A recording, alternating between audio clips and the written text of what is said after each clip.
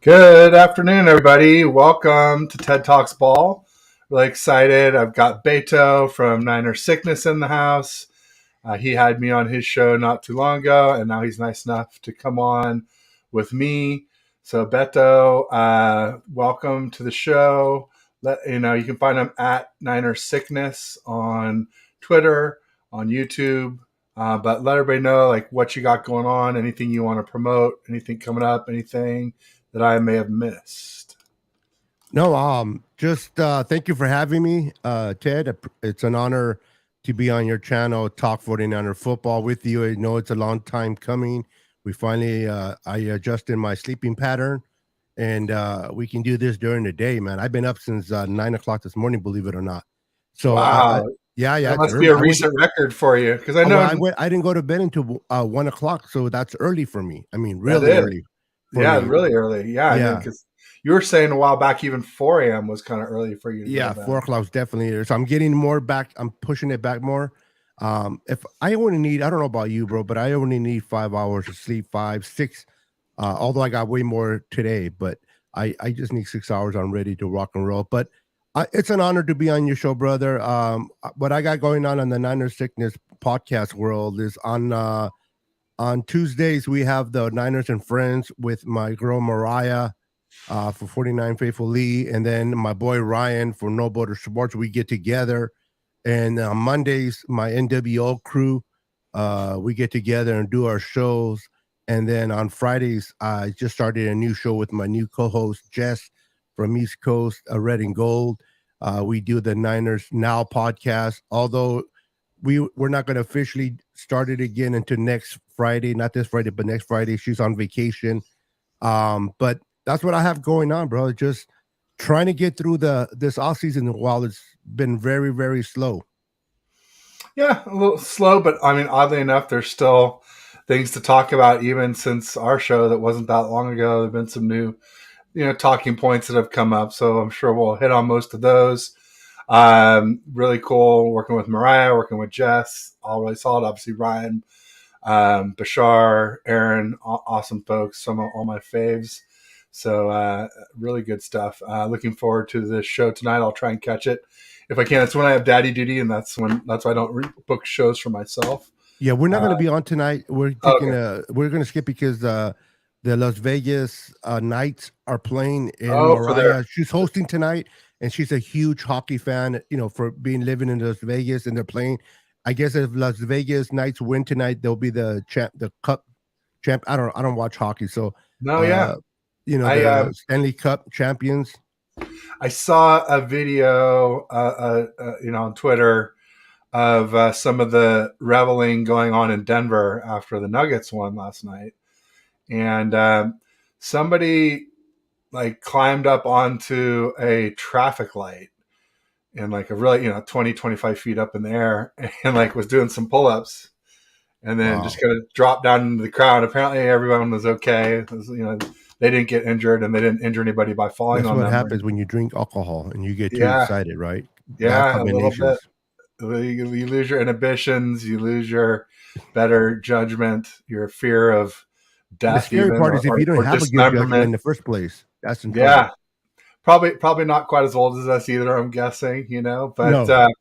Ultimately, somebody posted this. I knew what you were saying was somebody posted something about the Vegas Knights, like, "Hey, if you guys win tonight, don't do anything dumb like this." It worked out okay for them, but like, let's not push our luck here. Let's not keep doing things like that.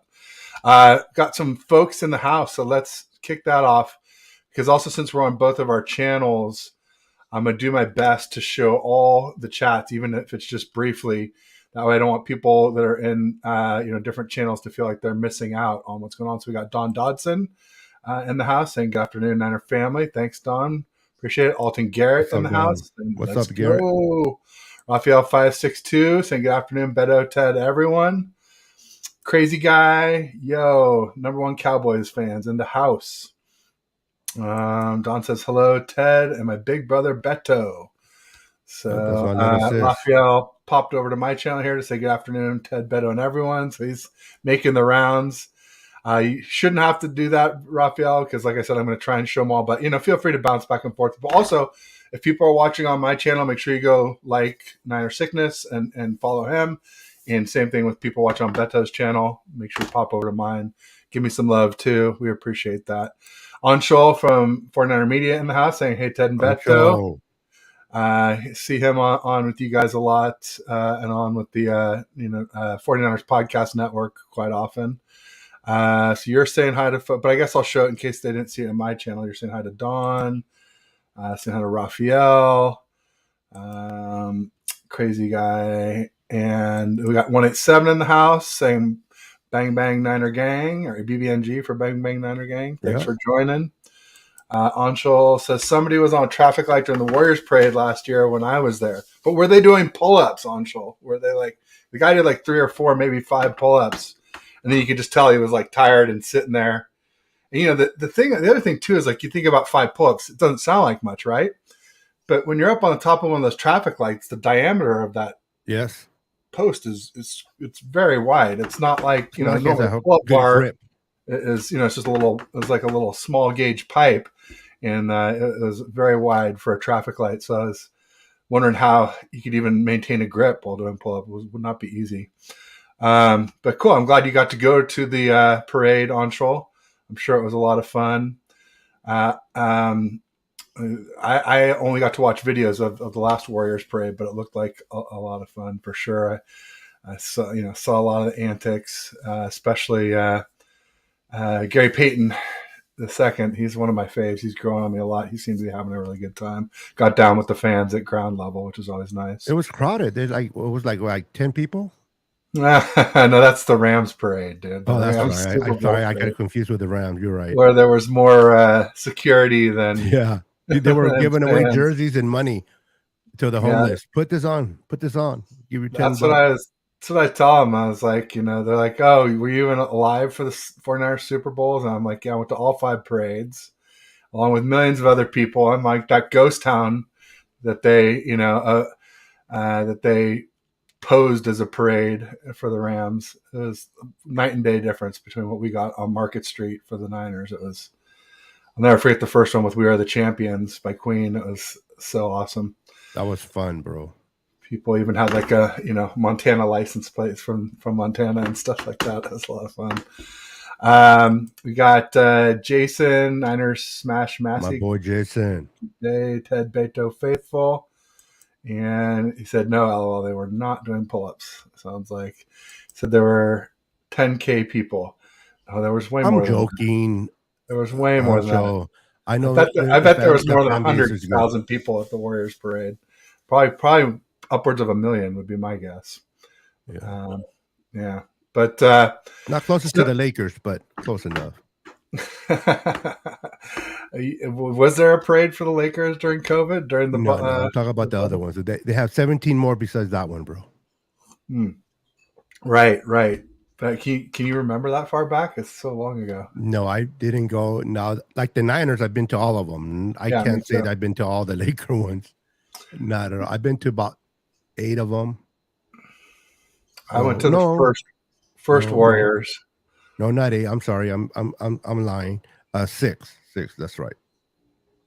There you go. 6. I added 2 extra freebies that are not there. But nice.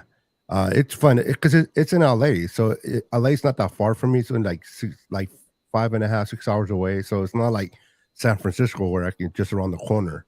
Right. No doubt about it. Yeah. That's true. So some of the stuff going on with the Niners this week, there's been some talk. I think some of the most contentious stuff was this video that went around that Jesse Naylor put out. It wasn't Jesse Naylor who put it out, but it was Jesse Naylor retweeted it, and it got things kind of stirring, where the guy was basically saying that Brock Purdy is the same as Jimmy G. And I'll just start off by saying, like, I retweeted it, and that's not what I said. I said, I think it's pretty clear Purdy's better than Jimmy G. But I said that, it might be a little bit closer to the same than a lot of people might like to admit. There are a lot of people that think that Brock Purdy is much better than Jimmy G, and while he is much better when the play breaks down and later in the play, Jimmy's a lot better. Those first 2.5 seconds, the first read and whatnot. Jimmy has a stronger arm. There's some things that Jimmy does better. But did you get a chance to see that video by Alex Rollins? No, I did not, to be honest with you. Okay. Well, it was interesting because he pointed out some things that were statistically similar, and then he pointed out a lot of dropped interceptions that Purdy had, where basically like he's not going to say they should have been interceptions, but basically like could be regression for next year. And I don't know. I've been saying to people on the timeline, regression happens. There's sophomore slump happens, not to everyone, but it's pretty not pretty common, but it happens. It's not like everybody gets better every year, especially that first off season. And anyway, I was saying that sophomore slumps happen, especially even to quarterbacks that didn't have a catastrophic arm injury. And so far Purdy's missed OTAs and minicamp. Let's hope that's all it is, but I have a feeling he'll miss some of training camp too. So we'll see. Yeah. I'd love to get your thoughts. Do you think? Because there was that efficiency chart where I forget who posted. I think it was Lombardi posted it at one point where they showed Jimmy G's efficiency and Purdy's efficiency was literally just right on top of it. It was like the Spider-Man meme where they're pointing at each other, the two Spider-Men, because they're like basically the same thing. And again, I'm not saying that Purdy's the same. And in some other ways where Purdy's obviously not the same. He's younger, much cheaper. So even if they were the same, overall skill, Purdy's a much better value and much, you don't have to be better to be a better value. Correct. And I do think Purdy's actually better too. Yeah, I agree. Listen, I know the whole off season so far has been, whether you're on Trey Lance or the Brock Purdy, and it's nice to have the person you like and you want to support, and that's all great. I like to support the SF emblem. That's what I have tattooed on my hand. Not necessarily the name in the back of the jersey, but the front. So, is Brock Purdy kind of like Jimmy G? Maybe he's better. Maybe he's not. Would he digress this season? Who knows? All I know is this kid came off the bench as a 7th round pick, the last pick of the draft in the 7th round, and just took over an offense that did not lose a beat once Jimmy went down. And whether you people like Brock or not, the reality is this kid was able to read defenses, go through his progressions way better than Jimmy. Not always look down at the first receiver. He was able to disguise who's going to throw it to with his eyes. Jimmy kind of led the corners towards where he was going. The fact that Brock doesn't let the game get too big. He's composed and takes command of that offense and leadership. And the players fell in love with him immediately because the kid has game. Now, does the kid have a strong arm? No. Is he shorter than your taller receivers? Yes. No fault of his own. But the kid has heart. He reminds me of those little chihuahuas that they think they're a pit bull, even though they look like a chihuahua, but they fight like a pit bull. Now, will those inconsistencies hurt Purdy? Yes. Those being short, batted balls down is going to hurt. You're going to see a lot of those. Those maybe interceptions or incompletions especially when he rolls to his left, which he needs to work on. He's not able to throw it deep to a receiver. But what I've seen in Brock Purdy, and I'm not a hater. I have a Trey Lance jersey. I wanted Trey Lance drafted to the Niners. But what I've seen in Brock and how he was able to command the field, the offense, and how they did not miss a beat. Do you remember that game against the Bucks where he almost, talking about interception, he almost threw that interception? Well, actually, he did throw it. Yeah, and it got called back. Yeah, because of penalty. If it would have been Jimmy, the next play would have been a guaranteed run. It would have. Right. No way is Kyle going to trust Jimmy again. The fact that he trusted Brock with a pass to Ayuk for the touchdown shows how much he believes in Brock way more than he believed in Jimmy. And those are the things that I'm excited for. But if Brock comes, I mean, if Trey comes in and kills it, I'm a supporter of it. But to your question is, yes, defenses are going to figure this kid out. But I think this kid has an it factor. I think he has the heart, the ability to learn, the ability to get better. And I think this kid's going to be special. We'll see what happens. Only time will tell, though.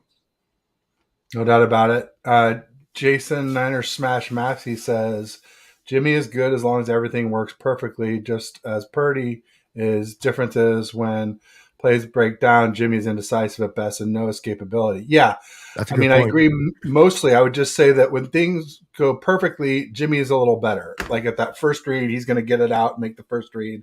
He's got a little bit of a stronger arm. He's got more experience hitting those slants and things like that.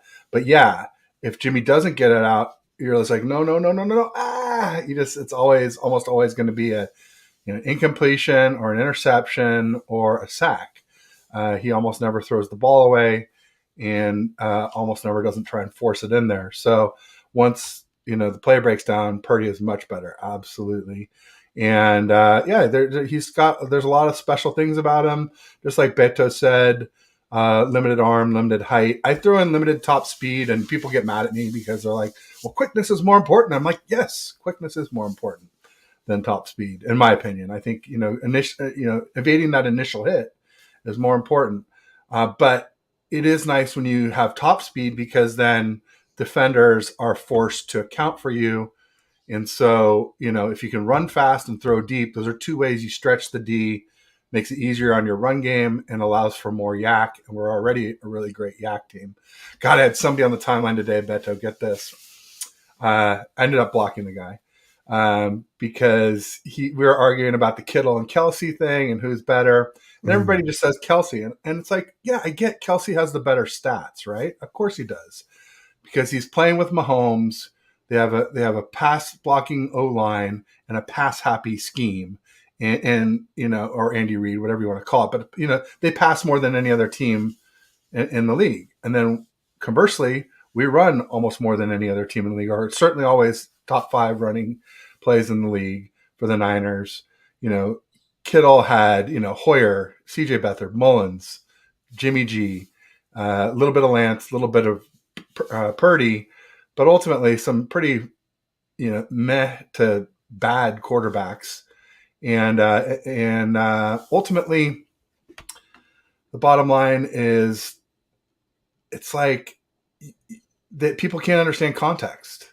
It's like all you have to think about is what if they flip teams, who's better, right? Because if you're just asking who's better, that's, to me, it's like individually better player. And the guy ultimately came at me and said, yeah, Kittle, he's a good blocker and a decent yak. And I was just like, all right, I lost it at that point. I'm like, I can't have a conversation with you anymore. Yeah, he was just being a hater, bro. Yeah. I mean, because Kittle's obviously the best yak tight end and one of the best yak players, period, in the NFL. And he's like, we didn't have the most yak last year. I'm like, fine, exception to the rule. It's not, it doesn't mean you're the best every year. It means you're just the best overall. And I started trying to like get myself. So, warning to people with me on the timeline, if I'm starting to say things like go bug someone else or, final warning, or I'm about to block you, take the hint.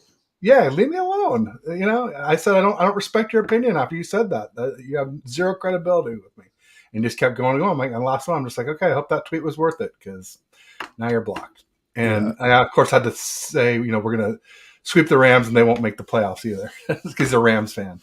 Oh, anyway. Wow, there you go. Yeah, he's nonsense right off the bat. Listen, if you put George Kittle in that Chiefs offense and you put Kelsey in the Niners offense, what the things that George Kittle was been able to do here, Kelsey wouldn't be able to do it, and Kittle would thrive in the Chiefs offense. That's my point. So, and you know what? The other thing is I'm showing people. So it's funny. I put in context, and they're like stats. I'm like, well, here's some stats. Kittle and Kelsey were basically the same player for the first 6 seasons. Yeah. And they're like, well, Kelsey missed his first season with injury. Like they're saying Kittle's too injured. And then they're saying, well, they're using the excuse with Kelsey. I'm like, so I use context. You say stats. I use stats. You use context. I'm like, this is, you guys are hypocritical. That's not a conversation, bro. That's just trolling. Yeah, I know. So that's why I ended up blocking the guy. I was just like, enough's enough. And I warned him way too many times as it was. And there's nothing wrong with hating. Like Aaron Donald. I hate the Rams. Aaron Donald's a great player. And I'm not going to sit there and talk nonsense about Aaron Donald, the things that he's done, how destructive he has been. I'm going to give him credit. So when you don't give a player credit just because you hate the team he plays for, it's just, to me, it's that person doesn't know football. No doubt about it. And exactly. And it's like, I lost my train of thought because I was going through the chat here, but it's just killing me. It was killing me because it's like there's no logic or rhyme or reason to some people, and they're just like, oh, well, you're the only one who uses logic. I'm like, in this conversation, yes, I am the only one using logic. So it was wild to me. But ultimately, they'll see when we get a real quarterback. I mean, I think we saw a glimpse of it with Purdy in his last 6 games of the season. He threw Kittle 7 TDs. So, imagine if you got Purdy and he's taller with a bigger arm and a little bit faster, what I would say is like a really top QB. We could do more. That's all I'm trying to say. So anyway, I get too involved in those conversations sometimes with people I can't do it, bro. Aren't trying to listen. I just feel compelled to combat, nonsense out there sometimes. Once they troll, it's because their education of football is done. Once they become once they start trolling, their level of experience and knowledge of football stops. And that's why they start. They can't convince you otherwise through education of knowledge of football. So they start trolling. Well, this and that, and I'm like, I can't. That's why I can't get into those conversations. I'll get into with people that are that know their football, that are respectful. We can talk. I love talking to other team fan base because I get to know more about their teams, and you can learn a lot of history about people and their teams, things that I didn't know about. I'd rather have a good conversation, Ted, with someone than sit there and just trying to troll or cap on or make fun of. There's no fun in that. That's just childish for me. I'd rather just get educational, be educated and get educated on certain teams. And the Dallas Cowboys is the number one team that I dislike. But if somebody comes to me with knowledge and actually breaks down things that are interesting, I'll listen. There you go. I like it. So we got some folks in the house. I should call it Bryant Culp was here in the house. He's got some pineapples and said hit the like button on both channels. You reference that to Kittle. Oh boy. Yeah. That's just, yeah. I bet Jess liked that though. Yeah. She was looking for those pineapples. And then we got Daniel Cantu in the house saying, "That's my boy. What's up, Daniel?" Beto. And we got Jason saying, "You just gotta troll the trolls, then it gets fun." Yeah, for a little while, but then it's like a waste of time. I'm down to have arguments as long as people don't keep bringing up the same things or doing the same stuff. Because I literally told this guy 3 or 4 times, go bug someone else. Final warning, gonna block you. I even did 2 agree to disagrees. That should be agree to disagree should just be the end. That should never be anything after that. And none of it worked. And so finally I'm like, okay, I hope it was worth the block because that's what you got. Dawn was saying, sorry, I left for a minute. Had to call Ariel's summer teacher. She came home not feeling She's good. A sweetheart. She lets me know every little detail that she does. I love her, man. She's a great viewer. Call her my little sis, man. She's amazing. Hands-on. I love it. She has 2 beautiful little daughters. Man, one of them was a Raider like her dad, and we converted her to a Niners, and now we're working on the dad. There you go. There you go. Hashtag dedication to the show. That's outstanding. Yes. Jason's saying hi to Bryant. We got Silly Fungi in the house, Rams fan. He said, "Why is it a what's bad up? idea?" But he's a good one. Silly Fungi's cool. He always has a dad joke too. So why is it a bad idea to iron your 4-leaf clover? Because you shouldn't press your luck. That's pretty good. Beto, do you have a wah wah wah on there? You need to get that on I your do. I don't soundboard. have it on this system. I have it for my channel. When I got to convert it over to this since I can play on anybody. Yeah. Lives, but so you have it when you're on your Apple special interface. Yeah, exactly. The super cool graphics and all that stuff. Stop. No, the overlays are sweet, dude. I love it. It's definitely. I appreciate it. I created myself, so I take pride in that when you say that. I appreciate that. I tell people this: when you don't provide good content, and I don't, and I'm not the smart one like everyone else, I got to provide equipment, right? There you go. That's what she said. Pause. Oh, shit. I hope that's not the case. If it was, they've been lying to me all this time, bro. Your son's a cyborg. What? It just came out as like that's what she said. That's not usually say pause. It's funny though. It's perfect. Beto knows about the pineapple, 100%. Oh boy, not firsthand though. No. Maybe with his wife, but not with kiddo. No. Yeah. That didn't come out right. That didn't come out right. Kiddo, right. Don't beat my ass. I meant to say I prefer it to be with wife, not the kiddo. But I have better chances with kiddo than I do with his wife. So let's keep it real. she probably need 3 pineapples, not just 1 too. So yeah. Bryant's saying hi to folks. Oh, but I need to show it anyway, so people. Brian, I love Brian. He's he loves Woody. He's a kicker guy. Right on. Does stuff look normal to you, Beto? Because you're kind of pixelating to me a little bit. Yeah. Yeah. I see on my channels. I'm all fuzzy wuzzy. Yeah, you were pixelated there for a minute. I'll go through the chats here a little bit. Don says, "Thank you very much. Definitely working on him becoming a Niners fan. Don't stop. He'll thank you someday. Actually, someday really soon. If he doesn't have to root for Jimmy G, I can tell you he's going to be super happy to be a Niner fan this year because the Raiders are going nowhere good this season. Got to tell you, his traders suck. We climb him up on. That's funny. It's not on my side, bro. But you're on your side. Okay. All right. Well, sorry. But you know what? You're not pixelated. That's the funny part. If it was on your side, both would be that way, wouldn't we? I have, I've only been doing this since November. I am not, and like Bash calls me technical Ted, and like I think he means because I'm very technical the way I argue.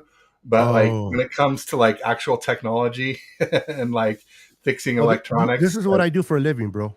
I couldn't be further from the truth. There you go. Tech support outreach. Yep. Yeah. I can build your computer. I work on programmer. I'm a nerd when it comes to computers, bro. So like my download, I don't know if you're familiar with downloads and uploads and how they work when it comes to going live. A lot of people focus on the download. I said, if you're watching movies and you're watching things on YouTube, like they're watching us right now, that's your download. If you're going to go up and stream into the internet, you have to concern yourself with your upload. And anything lower than 10 megabytes of upload is bad. 10 is the very minimum you need. I'm running right now 950 upload. So I can run 15 channels at 4K and still be okay. I switched from one Wi-Fi. We're on my local Wi-Fi, and normally I'm on like the extender, that goes throughout the house. So I think we might be better now. Okay, so maybe it was on my end. But I got you.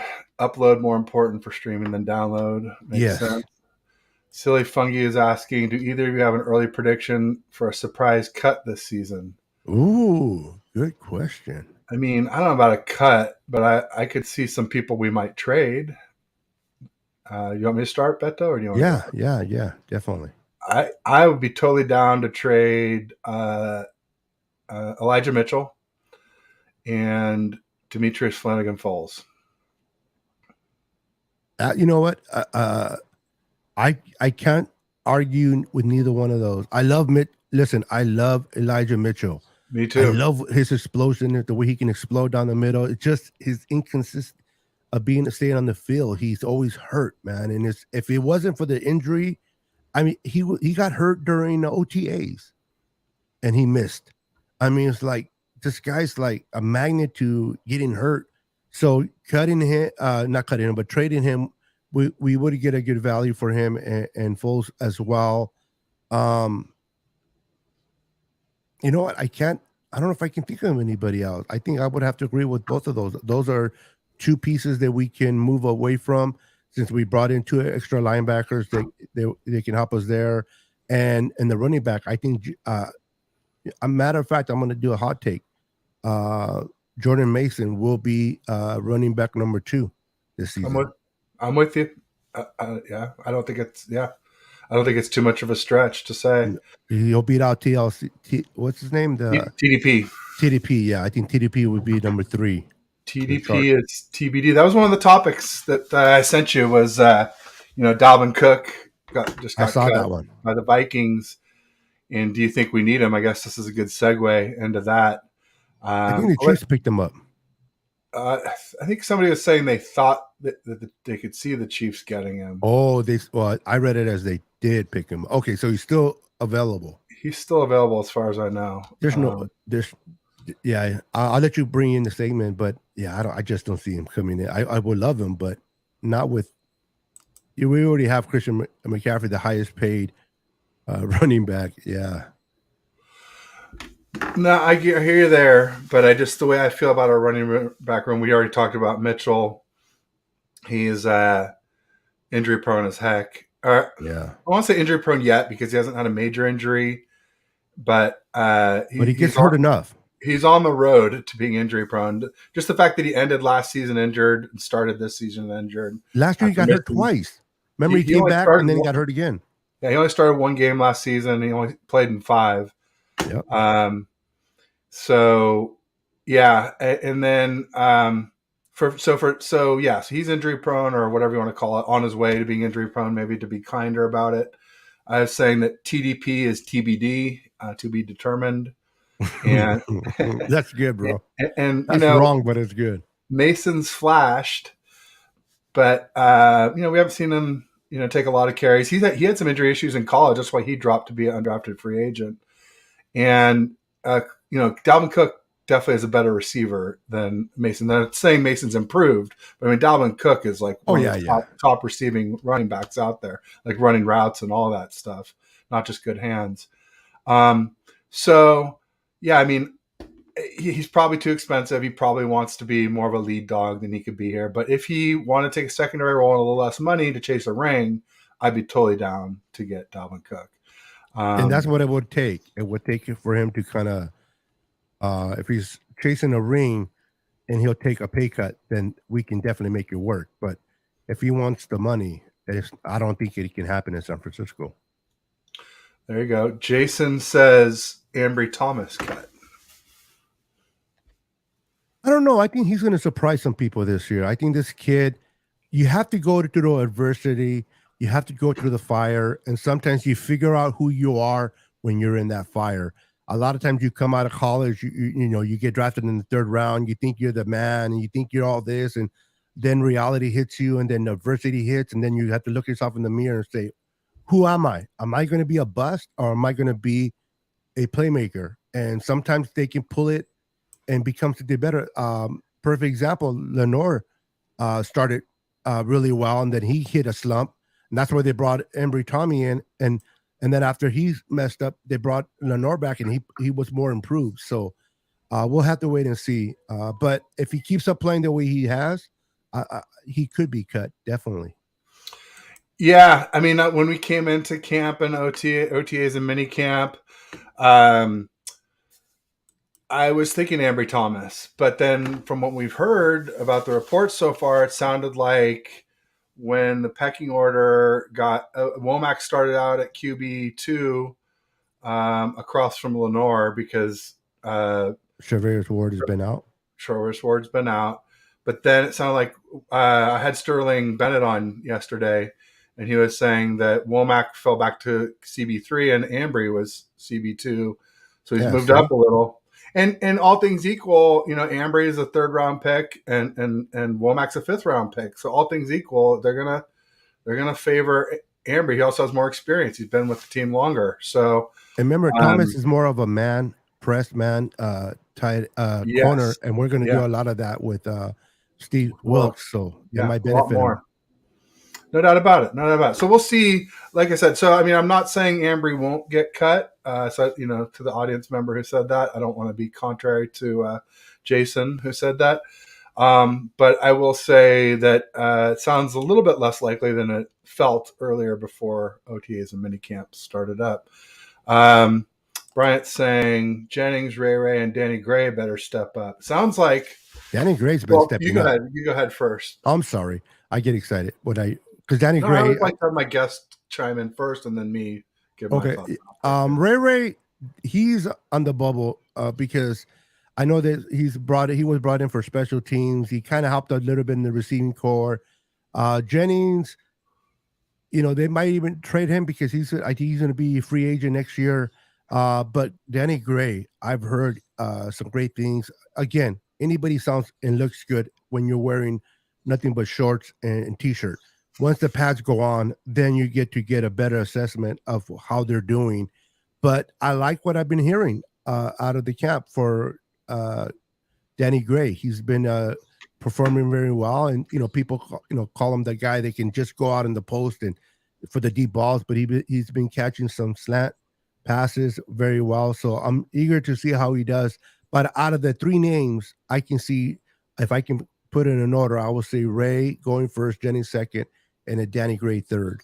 I think we keep Danny Gray for sure. I think Jennings stays 2. So the odd man out could be Ray, depending on Ronnie Bell, right? If Ronnie Bell really plays really good in training camp, that could say bye-bye to Ray. Yeah, it's interesting. I saw Grant talking about Ray with somebody recently, and he was saying, he didn't have very many catches, only like 15 targets, I think, during the season, but he did average like 17 yards a catch. And he was a good special team returner, kick and punt returner, one of the better ones we've had recently. Tommy doesn't think very highly of Amber. I won't read it, but yeah, it says that within itself right there. Ramelia's here. We'll have to check your text, Beto. I'm going to do that right now, bro. He's the real deal or not. I want to acknowledge him if he's the real deal. I think this looks like the real deal. This sounds like the real deal. But we'll see. Text Beto if it's you. And we're not going to. I don't kick him out anyway. It's just fun to know who. He's never disrespectful. He doesn't disrespect anything. It's usually just some good trolling banter. Yeah. Not too bad. Nothing we can't handle. But so for me, it's interesting. Well, put it this way. All right, I was saying I had Sterling Bennett on yesterday, and he was saying basically anyone not named Ayuk is doing a lot of dropping. I guess Ronnie Bell started out real well early in OTAs, but then later in OTAs and in camp, him, Ray, Danny Gray. I've heard that Danny Gray is a body catcher. Not to interrupt there. I just confirmed that is Rudy, the real deal. See. I had a feeling. I think I can tell just by what they say now. That seemed like a real RSR audience contribution there. But I'll put it back up. So for me. Yeah, I mean, I think it'll come down to Ronnie Bell and Danny Gray for the last wide receiver spot. And I think they'll probably, again, err on the side of Danny Gray. It depends. It's going to depend on there's a lot left, right? There's a lot of course. Camp, all the preseason games and preseason practices. A lot of things can change from now. A lot of stuff can change. But as it stands now, it looks like Ronnie Bell's practice squad and Danny Gray will make it. Again, because Danny Gray is faster and he also has, he was a 3rd round draft pick versus and he has a whole year under his belt now. Yeah, and a whole year in the system. and it does sound like he's made some improvements. So that's important. We got Ryan from No Border Sports in the house. What's up, Ryan? Ryan shared some very important news today for YouTube streamers. YouTube has lowered the threshold for monetization. Previously, it was 1,000 subs and 4,000 watch hours within the last calendar year, and you monetize fully. Now they have a sub monetization threshold where you can monetize with 500 subs, so half as many subs, and 3,000 watch hours, so three-quarters as many watch hours. And it'll get you super chats and memberships to your channel and super, what are the other ones called? Stamps or stickers or super stickers. Yeah, it's just people paying to send you a note essentially. So there's something else too, but ultimately, basically super chats and memberships become opened up. So a way to monetize a little sooner. So somebody like me who's just about to come up on those, hopefully, knock on wood, about to come up on those thresholds. That's exciting news because I was thinking, to hit 1,000 subs at my pace was going to be about 18 months total from when I started, and now it's looking like could happen soon. So that's exciting. So thanks for sharing that, Ryan, and for anybody else watching that has a channel. I know Bryant, who's in here, saw it. He was in the chat group where we were sharing that, or Ryan shared that. Tommy says that's the real Rudy. I know because I blocked the fake one. So now we have another fail state. Tommy, because he has like 7 fake ones. Oh, that's true, huh? Yeah, you might have blocked one out of the 7. It's like an octopus. You chop off one arm and 7 more come another back. one grows right back. Yeah, that's right. Tommy says Rudy has everything. So they're just all saying hi, what up, hey. Oh, Teardom says 500 subs. Yeah, it's exciting news. Much more attainable goal. In fact, Ryan's already there. So congrats on that, Ryan, on already getting to 500. I think he's pushing up on 600 now. So that's awesome. He's just absolutely blown up. He started out behind me and just shot by me. I'm just like, woo, watch him go. It's awesome. Happy to see that. Question: if the Rams, Seahawks, Niners, QBs, O-line are healthy, which team has more explosive offenses in the NFC West? Go ahead, Beto. If everything is healthy, and I have to, and I'm not trying to be a homer. I'm not. I think the Niners will, because just of the weapons that we have on offense with Kittle, CMC, Ayuk's gonna have a great year. Debo is pissed off that he had a bad year last year in his mind. He was sluggish, so he's gonna be balling this year. And I think it's honestly it's gonna be the Niners, Seahawks, then Rams. And I mean, that's not me hating on the Rams. That's just me based on football and rosters they have. I think Seattle, nobody can really sleep on Seattle. Seattle's a very, very good team. But I think it'll be the Niners, Seattle, then the Rams, in my opinion. So Beto is sleepless in Seattle. He's not going to sleep on Seattle. No, me neither. I think they narrowed the gap. I don't think they did enough to pass us. So more explosive offense, I'm going to say Seattle's is going to be more explosive because they're going to have DK, Lockett, and Jackson Smith and Jigba. So I think if you need to score fast, they might be able to score more quickly. But total production and yards and scoring, I think will slightly edge them. I think it's going to be really, really close, though. I think our offenses are really comparable. I think Geno Smith is not a great quarterback, but he's got a good deep ball. He's good enough. Yeah. Good enough. He's efficient. And the big difference is on defense, and they really haven't done enough, in my opinion, to stop the run. And so I just don't know how they're going to stop our run game against them. Obviously, they got Devin Witherspoon, who's one of the top corners in the draft. They got an edge. They got a lot of players in the draft that look decent. Also, that center, my good buddy I go to the games with, was a center for Sarah High, where Brady went before Tom Brady. In fact, he ended up coaching Brady when we were at Santa Clara together. He coached Brady when Brady was on the Frost Soft team for his freshman year. Then sophomore year, Brady played varsity. But during that freshman year, my buddy was one of the offensive line assistant coaches or whatever coach.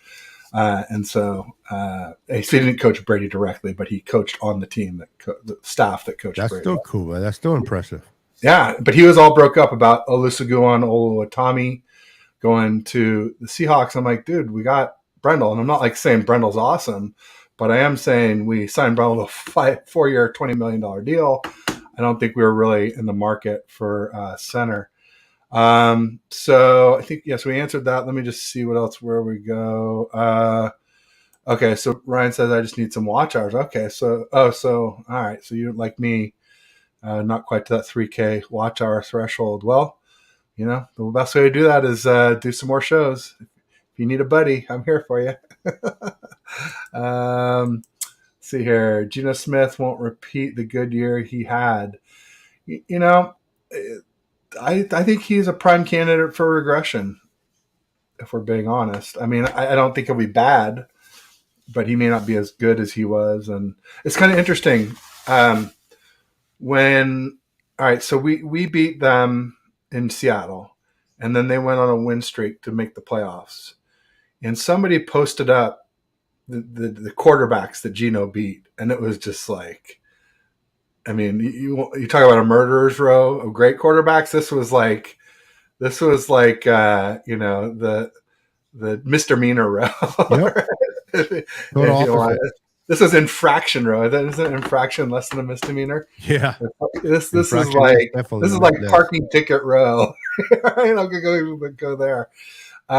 So, and again, that doesn't really affect how Geno plays. Well, it kind of does. If you're playing a good QB, they always say, well, quarterbacks don't play each other, but if one's scoring a lot, it pushes pressure on the other one to score a lot, even though the other one obviously plays your defense. But what do you think, Beto? Do you think Geno will regress this year? Defensive coordinators are they're very smart. They're going to make their adjustments for him. I think he'll be okay. I think with the receivers that he has a great running back as well. Pete Carroll's going to coach him up. There's offensive lines getting better. They really hit on those two tackles, man. The Rams can't find one tackle, and the Seahawks got two. But is he going to be the same as last year? Probably not. He'll digress a little bit, but he'll do enough to make the Seahawks compete in the West for sure. I'm not sleeping on them. I think their secondary is great. They don't have a pass rush. They got Bobby Wagner back, so we'll see what he can do for them. But I think he'll be decent. I don't think he won't be better than Brock. Yeah, I said that. There you go. Joey Arredondo was saying Debo was not good last season, but still led the league in 30-plus pass yard plays last season. I mean, I remember I saw a couple of them live at Levi's. I saw him dice the Rams defense week 4 Monday Night Football, and I saw him dice the Seahawks defense in the wild card game. Those were two big, like 50-ish and 75-yard. But he knew it wasn't his. But he knew he did good. He knew he could do way better. That's why he's talking about. He can. And I hope he will, because when he is, honestly, there's no comparison between him and Ayuk. Everybody says Ayuk's better, but not when you do total yards and TDs and all that. Debo's just both great in their own ways. Even with all his injuries, Debo's still like neck and neck with Ayuk for pass yards, and then even total yards, he's more, and they're neck and neck for TDs. But without the injuries, Debo's he's just a bigger threat. I'm sorry, he just is. No, I agree, 100%. But he's also a ton more expensive. But it's also a ton more expensive. So they're talking about the movie Sideways. Tommy says never sleep on Kupp and Stafford. But is Stafford even really going to play? I don't even know. It sounds like they're all big on Stetson Bennett. I call him Drunk Purdy because people were comparing him to Brock Purdy, but he's had alcohol issues. So I didn't know that. That's my troll name, Drunk Purdy. They don't have an offensive line to protect Stafford. And Kupp is just one weapon. So it's going to be tough. They don't have a running game there either. So it's going to be tough for the Rams. I know Rudy is a big Rams fan, and he wants to be supportive and can kind of get borderline delusional, but that's his team. But if you look at the roster, there's no way they're going to be good this year. No But way. they got that wide receiver, Beto. They got that wide receiver who was with the Chiefs. Pringle is his name, right? Or, Oh my goodness. for Yeah, Chiefs when he went to I the take it back. I'm Ravens. sorry. They're Yeah, winning the Super West. Bowl. Super Yeah, Bowl. yeah, they're winning the Super Bowl. I'm so. What was I thinking? I didn't know that. Thank you for that Byron information. Pringle, is that his name, I think? Yeah. Yeah, yeah, yeah. Oh, Get geez. your And can of then Pringles and watch them Terry, play. I'm with you. I'm with you. I mean, because that's all they got: Stafford, Cup, and Aaron Donald. Like, who else? What else you got? Yeah, But apparently, they did well in the draft. I did have some draft experts on, a couple different ones, and they both said the Rams nailed the draft, and they thought they would. They didn't think they would like rival us or the Seahawks, but they thought they would be enough better that they would actually make it tougher to get out of the West, right? Unscathed. If there's only two good teams, it's pretty easy to both make the playoffs. If there's three, makes it a little tougher. They could take us down with them a little the bit. thing about draft picks, bro, you talk to me in 3 years. Yeah, I Talk to know. me in 3 years about Once how good they can be. First year, Terradome's not buying Seattle's draft pick. He says Witherspoon, really? Put some butter and jam on that. He's toast. yeah. Well, he's going to be better than our Witherspoon. Oh, that's true. Akello. Oh. Yeah. There was that video that came out from Seahawks, camp where Jackson Smith and Jigba started in the slot, and he kind of ran out to the boundary, and then ran what is it? A flag, a corner post. But I'm like losing my terminology here. But bottom line, just streaked down the sideline, like kind of a 9 route basically, and beat Devin Witherspoon on the play. But it's a little bit hard because it's not like they were lined up head to head. He had a running start behind the line of scrimmage and then cut up field. So it would be tough for any DB to make up that ground on somebody as fast as Njigba. But Ramirez says, I think the Rams with an O-line can protect Stafford, get Cam Akers going with the addition of OTA phenom Puka Nacua and running back Zach Evans. Game-breaking third running on with Kyron Williams and Akers. Kyron Williams, you guys were talking about him last year. What happened? You just on the layaway plan? Yep, and Cam Akers was almost out the door. Yeah, exactly. But now he's a protect with an O-line that can protect Stafford. Like, who's on that O-line? I don't even know. They must have drafted somebody. I don't know, because last I knew they had what was that tackle's name? The left tackle that was replacing their all-world. It's been a while. He got hurt too. Yeah, he did, but he wasn't even that good before he got hurt. No. It's funny with Rudy, real quick. He was talking. Now he's talking about Stanton, the quarterback they drafted this offseason. But prior to that, he was talking about this other kid that they had drafted. That he was going to be the next quarterback, and he was excited about him, and blah blah blah. And now they drafted this quarterback, and he forgot about the other one that is not even on the team anymore. Now he's pushing this one, and I'm like, it's fun to be excited about draft picks, but I got to see the production. I can't go based on what they did in college. How many players look at Solomon Thomas for Stanford was a beast and didn't do crap for us. So it's nice to dream and it's nice to have hope, but until they perform on the field, I don't want to hear it. Absolutely. And Terradome had a better analogy than my victims row. Victims row instead of a murderer's row. I love it. Like that is good. That's good. And then we're just going to catch up a little bit here. Jaywalking row. It's another good one. I like that. Tommy said that's a classic. Yeah, I think the victims row is key. Terradome says DK is emotional. Locke is a thermometer, not a thermostat. Wagner's 157 years old. Yeah, Wagner's definitely lost a step. And he, wasn't even great in coverage before he left Seattle. Even worse last year at the Rams, assumably even worse. He's still a good tackler. He's still a good player. I mean, PFF had him ranked as the number one off-the-ball linebacker last year, which is absolutely ridiculous. But it just shows that he's at least, not terrible still. But, the age, like I say, Father Time is undefeated. So watch for Wagner. Undefeated is correct, bro. That Father Time has the belt and will never give it up. That's right. Really says Rams offense will be geared to go off the young defense, get on the field training. Yeah, it's going to be very young defense. No Ramsey, No Leonard Floyd, no Ashawn Robinson, no Greg Gaines, no Taylor Rapp, no Nick Scott. There's a lot of folks. A lot of folks missing. Bro, yeah. I got. You have to hit on every freaking draft pick, and more. It's hard. They would have to like sign some people and trade too, to be honest. Yeah, and they can't afford to sign them because they have so much dead money for the next 3 years. Exactly. And I said, added. Oh, Demarcus Robinson, not Pringle.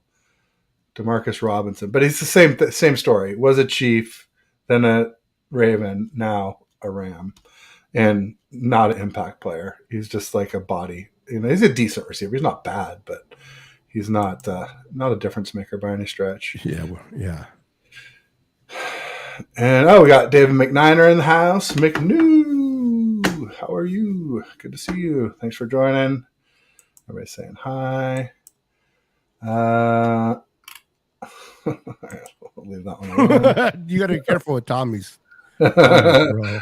You need to read those. I know Tommy can get a little bit spicy. That's fine. I always read Tommy's. I just won't read first. Yeah. Dina Harvey in the house. What's up, Dina? Thanks for joining. Girl, Dina, what's up? There you go. So what else we got? I had sent over some other stuff. Let's see what we're gonna talk about. I didn't DM you right before the show, did I? So you're buried. All right, here we go. Did you see that Purdy ranked number 1 on the NFLPA's upcoming player? Yes, of rising veteran stars for 2023. Yes, over the running back Pollard, and who was number 2? I forgot. I don't have the list here, but Garrett Wilson and Patrick Surtain were 2 that people thought. That's right. It was Purdy, Wilson, and then Pollard, 1, 2, and 3. But Brock Purdy was definitely number 1. And when people, I've been using Pollard as part of my troll ammunition a little bit. But some of it's honestly just truth, but it's just like it's saying things that are unpopular that are true. Trolling is like where you're actually lying or putting words in people's mouth. It's a little bit different. But, I've been saying if Pollard doesn't get injured, we maybe don't win that game. I'm not going to say for sure we don't, but it's definitely a different game, definitely a closer game. And the Cowboys divisional game. Because he went down pretty early. I mean, certainly it was in the first half, right? So he was out the entire second half. And we ended up winning by 7. I mean, I think you could cut that in half at the very least and say we may win by 3 or maybe don't win. Maybe it's more of a coin flip then, which is sort of what I thought with the Eagles. It would be a coin flip if Purdy didn't get injured type of thing. But imagine if he would have stayed 2 and he would have fumbled and that would have given us an extra 7 points. I mean, you can always go either way. Yeah, you're right. That's true. That's true. But he's a dynamic player, and once he went out, it was basically CeeDee Lamb was it. I mean, I was thinking that Dalton Schultz was dynamic because he caught a lot of touchdowns, but clearly he was not going to you cannot put the game on his back. He's not going to carry your team. He's going to get open because everybody else takes all the attention. Then he's getting these easy TDs, sort of a fantasy guy. All right, I got to catch up here on the chats a little bit. Everybody's saying hi. Tommy's saying, Rudy, I'll know you'll love that movie. I think he's talking about Sideways still because they were talking about Solvang, which is a pretty cool wine area by Paso Robles. I haven't been not too far from Santa Barbara. We did a coastal cruise one time where we did Santa Barbara, Long Beach, San Diego, Ensenada. That's where I got my Warriors poncho in Ensenada. And we did a cool one-day wine trip through Solvang and Paso, and Paso Robles, that area. It's just this really cool valley for wine because it's like on the coastal edge, you've got all your fair grapes like Pinot Noir and things like that. And then as you go further inland and it gets hotter, you got your Chardonnays and your Cabernets and things like that. So it's kind of interesting that you have basically any kind of wine grown in like a 50-mile valley or something, whatever the size of the valley is. Yeah, I got diverse. There's one around the corner from me. It's very popular by Vallejo. I forgot the name of it. I'm not a wine guy, You know, if I'm reading the chats, you got the real Rudy and the fake Rudy in there. Oh, nice. We're duking it out now, huh? Yeah. All right. Well, let's see if I can catch up. So we got Ramirez saying Rams offense is young and deep. Steve Avila, Mahler, McClendon from Georgia.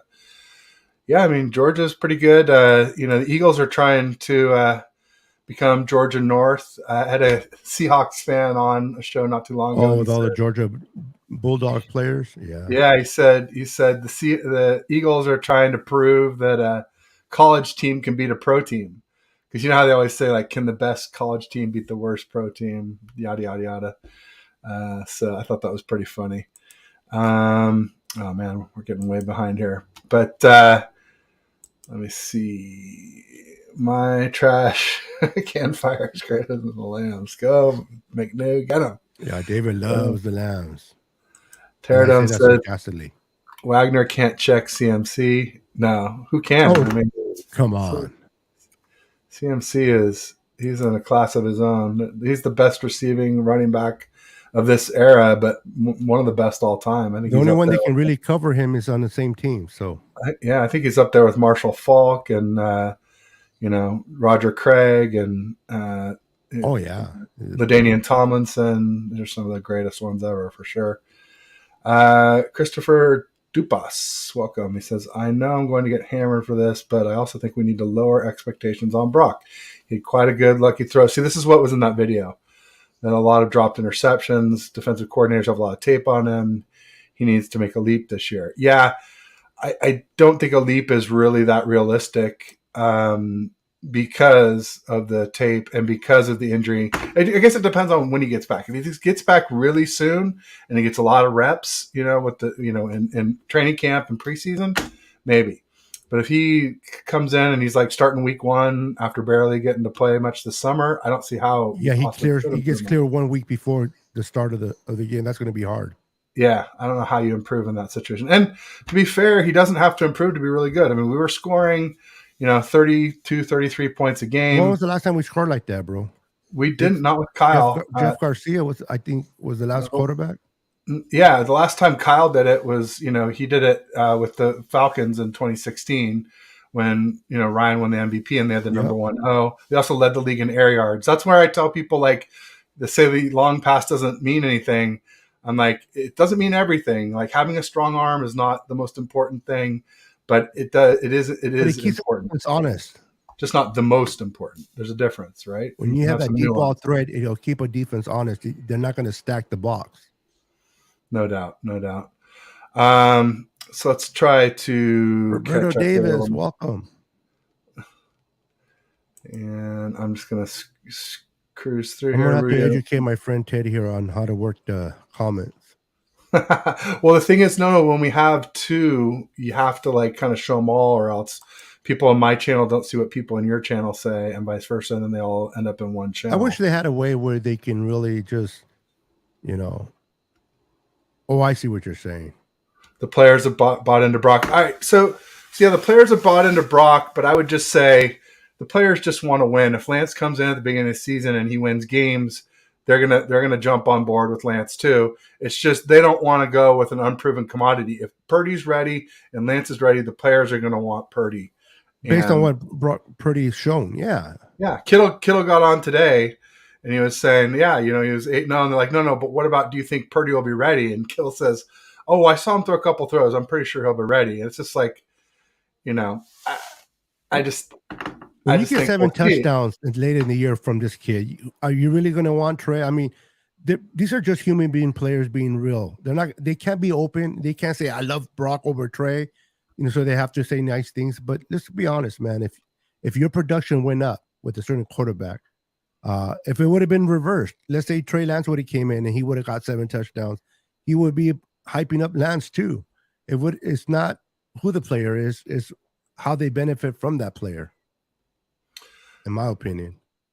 Yeah, no, it's exactly right. And, the only way that, like I said all along, Purdy, deserves to start. But I also say we deserve to know what we have in Lance. And so that could trump that, in my opinion, if Kyle was wanting to overrule the locker room. At what cost? He won't. I'm not saying he will. I'm just saying well, to me, it's like for me, I think if you want the strongest QB room possible for the playoffs, Lance has to play some. I think the worst thing you could do is have Purdy start the season, go all season, play well, and then get hurt towards the end of the season, and then you're sticking Lance in there, and he hasn't had a chance to improve. You're really hosed. Whereas if you put Lance in, he doesn't do well, you can always bring Purdy in and have him save the season So, essentially let again. me ask you this: how many games did Brock Purdy play before he went into the Miami game and played the way he played? I lost count. He just some preseason series, basically. Yeah. So if he can do it, wait. why can't Trey He do did it? play. He threw an interception in the Chiefs game. Yeah, but that was kind of out of like hand. a what do you call it? Cleanup. Mop up, get clean up. Garbage Yeah. time. Yeah. No, I know, but he did. Well, So he was obviously throwing if he well, threw an I think Trey can interception. do the same, couldn't he? What? If Brock do it as a 7-rounder, you would think that a first round. That's not the right calculus. It's not the round they were taking. To me, the argument is Brock had 48 games in college and Lance had 17. So Lance needs a lot more experience. And I don't know. I'm just paranoid, Beto, that he's going to end up on another team and hit that ceiling. And Kyle's never going to live it down. But you know what? Kyle won't have to live it down there very long if that happens, I don't think. I think Kyle will be gone quickly if that happens. Well, this but is us fans, if we don't we'll have to hear about it till the end of time. If we don't win a Super Bowl with Brock and Trey goes on and plays very well or wins with another team, yes. But I guarantee you, if they cut Trey and Trey becomes like this great quarterback, but we win a Super Bowl with Brock, they're not going to fire Kyle, bro. There's no way. But he has to win a Super Bowl. But I just will we win the Super Bowl? If you don't win it, that's a whole different conversation. For sure. Yeah, I mean, well, here's the deal with that. Like, all right, so we were good enough in 2022 to maybe win the Super Bowl with Purdy. I think it's fair to say 50-50 shot with the Eagles. Absolutely. Flip, and then probably a little worse than that against the Chiefs, maybe 45-55, something like that. So, yeah, we could. But will we be as healthy in the 2023 playoffs as we were in 2022? I would say I doubt it because we had almost everybody. So, I mean, other than the QBs, but Brock was playing QB and he was our best QB last year. So, yeah, I don't know. It's hard to say. It's hard to say. But ultimately, I just feel like Lance has the ability, if we can hit his ceiling, to be like where we're favored against those teams. Like we're even heavy favorites, even against the Chiefs. I think with our D, with all our weapons, like with Kyle calling the plays. I don't know. But who knows when that'll happen? Some people say a year or 2 years, but nobody knows. He may never hit his ceiling. He may keep getting injured. We don't know. Injuries are a concern for all our quarterbacks, so that's one thing that's for sure. And so I'd like as many good ones as possible rolling into the playoffs. If there's not that much separation from Trey Lance and Sam Darnold and the way they play and command the huddle, and they're playing kind of similar, I wouldn't be surprised if they make Sam Darnold the backup to Purdy and they move on from Trey sometime during the season, especially if a team loses their quarterback. I'm not saying it's wise, especially they saying Allen has been doing all right as a third. I wouldn't be shocked to see that happen. That's not me saying I want it to happen, but if Sam Darnold can do what Trey, if they're competition with each other and there's no separation, I can see them trading Trey before the deadline. Yeah, I mean, it's not impossible. I mean, it's what people have been talking about. I don't know. I think it's a mistake, but you know, what do I know? I haven't seen everything that Kyle and Lynch have seen. I just got Roberto Davis in the house. And how's it going, Beto? What's up, Roberto? You know, ultimately, it's I don't know. What's up, Paul Hope? Oh, we got Paul now. So it's getting late over there. UK. Way down here. Here we go. Yeah. Boom. And then a little bit higher up. You know, trading Lance, I think it's a mistake. I just don't think we can get that much for him right now. You don't want to buy super high and sell super low. And like, I know Purdy scored the most points, more than Jimmy, but there are some caveats to that, which are, you know, our defense was getting 2.4 takeaways per game with Purdy and only 1.2 with Jimmy. And The defenses, I've been saying this again, kind of trolling, but truth trolling, if you will, on the timeline, saying the defenses that Purdy beat were mostly bad or banged up because, like, people point to the Bucks, they're missing Vita Vea, both safeties, a corner, I think one more, and the Commanders were a lot healthier. They were just missing Cam Curl, but just missing their second leading tackler, and they gave us the ball four times inside the 35-yard line, right? So that puts a defense at a big advantage when you're starting out where you basically got a field goal pretty much in pocket, and then can you get a touchdown out of it? So I don't know. And then the rest of them, a lot of them were bad. Seattle Seahawks bad. We played them twice. They were ranked 25th. The Cardinals, when we played them, I think they literally had like J.J. Watt and one safety. Cardinals terrible. Yeah, I mean, they had a decent defense when we played in Mexico City, but by the time it was the end of the year, they were all out or sitting or whatever, and there was just nobody left. It was like literally 2 names you recognize out of 11. Now, J.J. Watt's a big name, but, anyway, bottom line is you got to always look at context, right? There's stats, and then there's the context behind them. So I always try to keep that in mind. The best stat for me, bro, Ted, before I get too high or too low, is the W and the losses. The L's and the W's. That's my best stat. I don't care what the quarterback did to win or lose. I mean, stat-wise, if he threw over 300 yards or threw for 110 yards, did we get the W? That's all that matters to me, is the win. I know a lot of people focus on, like, what defense did we play? We didn't play great defenses. I'm like, you put Nick Mullins in that same situation. Does he win the games that Brock Purdy won? No, Nick Mullins. I mean, we say so. People like to put words in my mouth and say that I say that Purdy has a weak arm. I didn't say that. I said he doesn't have a strong arm. Mullins had a weak arm. So yeah, he did. Yeah. So yeah, I mean, ultimately, that's Mullen. Yeah, I mean, Mullen. When people say anyone can win in Kyle's system, put like any QB in, just say no. Hoyer, Beathard, and Mullins proved that not to be true. Now, granted, they did not have this weapons group that we have, right? Correct. I mean, they did not. They had Kittle, but they didn't have Debo. Mostly, Mullins did a little bit. Beathard. They definitely didn't have CMC. Yeah, didn't have CMC. Didn't have Ayuk for long. So, or they had Ayuk when he was younger and not as good. And yeah, let's see. Mullins still couldn't win with these guys, bro. I'm sorry. And not like Purdy. No, Purdy's good. I mean, he's a good quarterback. I mean, I think Purdy is good to very good. I think he's like. Can you imagine Purdy inside Trey's body? That's exactly what we're hoping Trey can become, right? I mean, that's exactly, we want Trey's tools with Purdy's, abilities to just leadership, decision making, pocket presence, footwork, all that. Yeah. The thing with Trey, you can build to that, right? Unfortunately for Brock, you can't get taller unless you wear stilettos on the field. Stiletto cleats. Yeah. Nike just heard that. There you go. You Jackson will be our D4. He'll get single coverage and single. There you go. I like that. I'm excited about Drake Jackson, bro. I almost bought his jersey yesterday, but I'm gonna wait. I heard he's rocked up. Yeah, almost bought his jersey. I bought the Hargraves jersey instead, but I was like, I think this kid Drake Jackson would be a great player for us. Fingers crossed.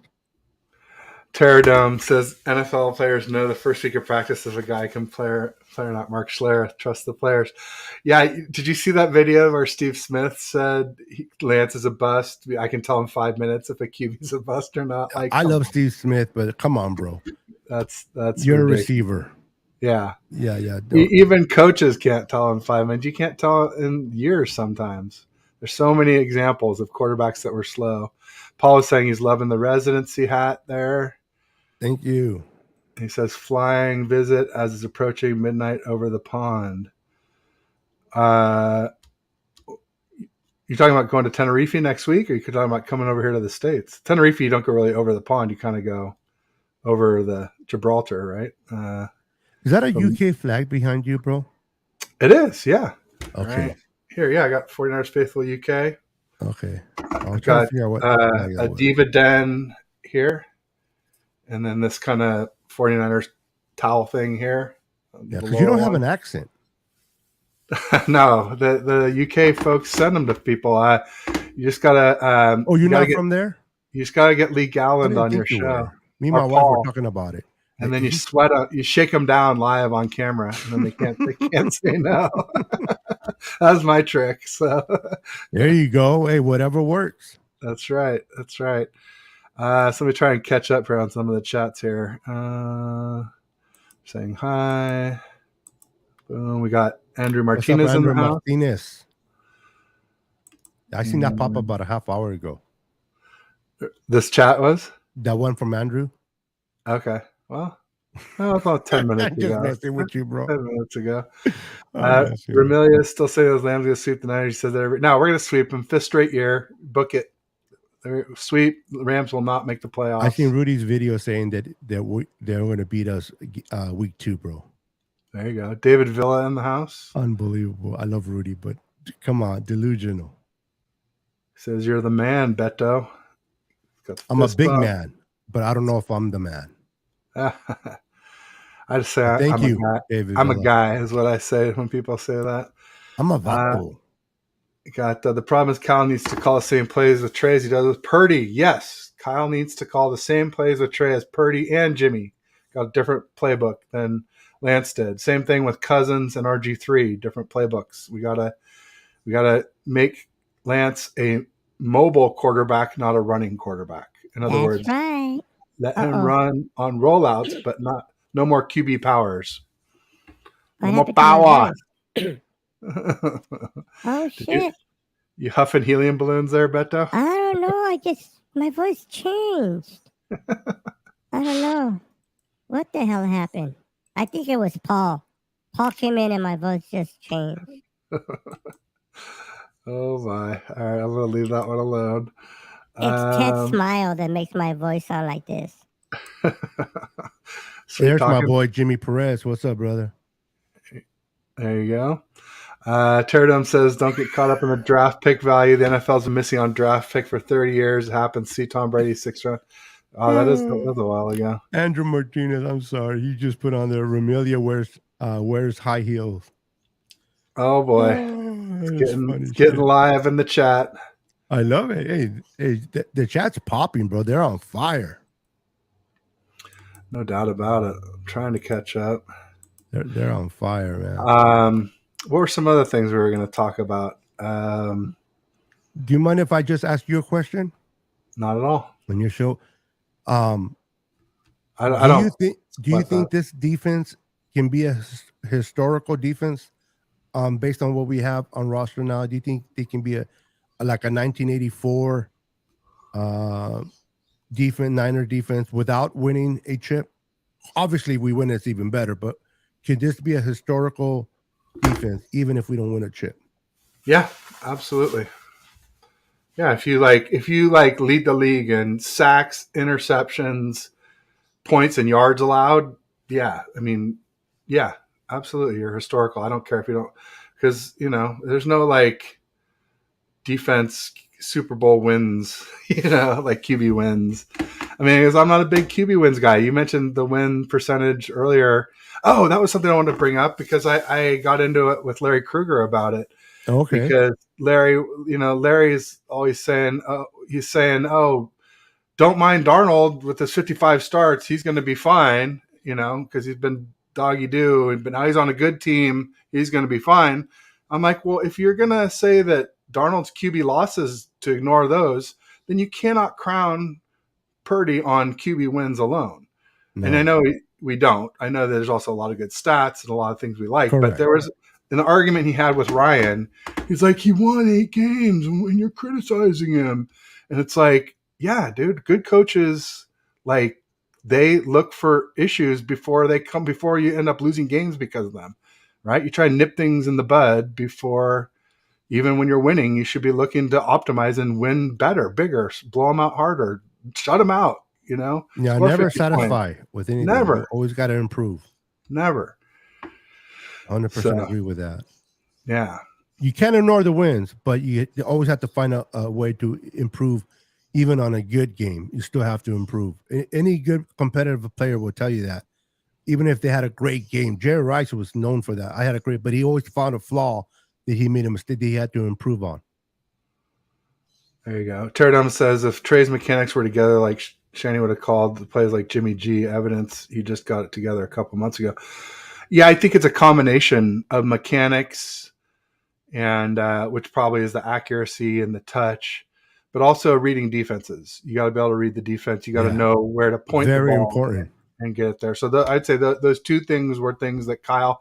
But to me, it's like, so you go and you let him learn that way. You let him do it in a game. That's where you're going to learn the best way. It might be a little painful, but I don't know, not as painful as a broken ankle in the first quarter of the Seahawks game. Let me ask you a question, Ted. With the let him learn situation, yeah, are you willing to give up a bye and not getting first place and having to place like Philly again, just to have a feel of what Trey can or can't do? Well, but what if it's Trey playing and then now we're favored against Philly even though we're on the road? Because those are what ifs, though. I mean, it I can know, go either way, I guess. That's what we need to find out. I mean, like I said, I just don't think Purdy. I like Purdy a lot. I just think that we're going to need more than he can give. Now, maybe not in 2023, because you mentioned the defense and can it be historic? And I think this defense could be. We added Hargrave. If Drake Jackson plays well, we've already got Armstead and Bosa. Sounds like Clelin Ferrell's doing well. Maybe a little help from Austin Bryant there. And the second is going to get better with Talia Davis. Maybe Kinlaw actually stays healthy. That's a huge stretch, but, never know. Until it's a possibility with a rotation. Now he's going to just be a rotational player. He's not going to play every down, so that might be beneficial for him and the team. Yeah. Teradum said something else too. He said something about we went from exact same offensive weapons with Jimmy. Jimmy scored a little more than 24.3. I think he scored 25 and change with CMC as the starter. 26. He scored like 106 points or 104 points in 4 games. That's 26 per game. But yeah, and I think Purdy was like 32 and change. It was like a 7-point differential is the bottom line, not 9 like that. But and that's still a lot. But there was explanations for that. One was, I mean, I'm not going to say Jimmy played great defenses, but I definitely know Brock played, bad or banged up Ds mostly. And the defense, we got Armstead back and we got Jimmy Ward back, and the defense was forcing 2.4 turnovers per game for Purdy and only 1.2 for Jimmy. And, turnover is worth at least, I think, 3 points. So again, I still think Purdy's better. Still think Purdy's the best we've seen under Kyle.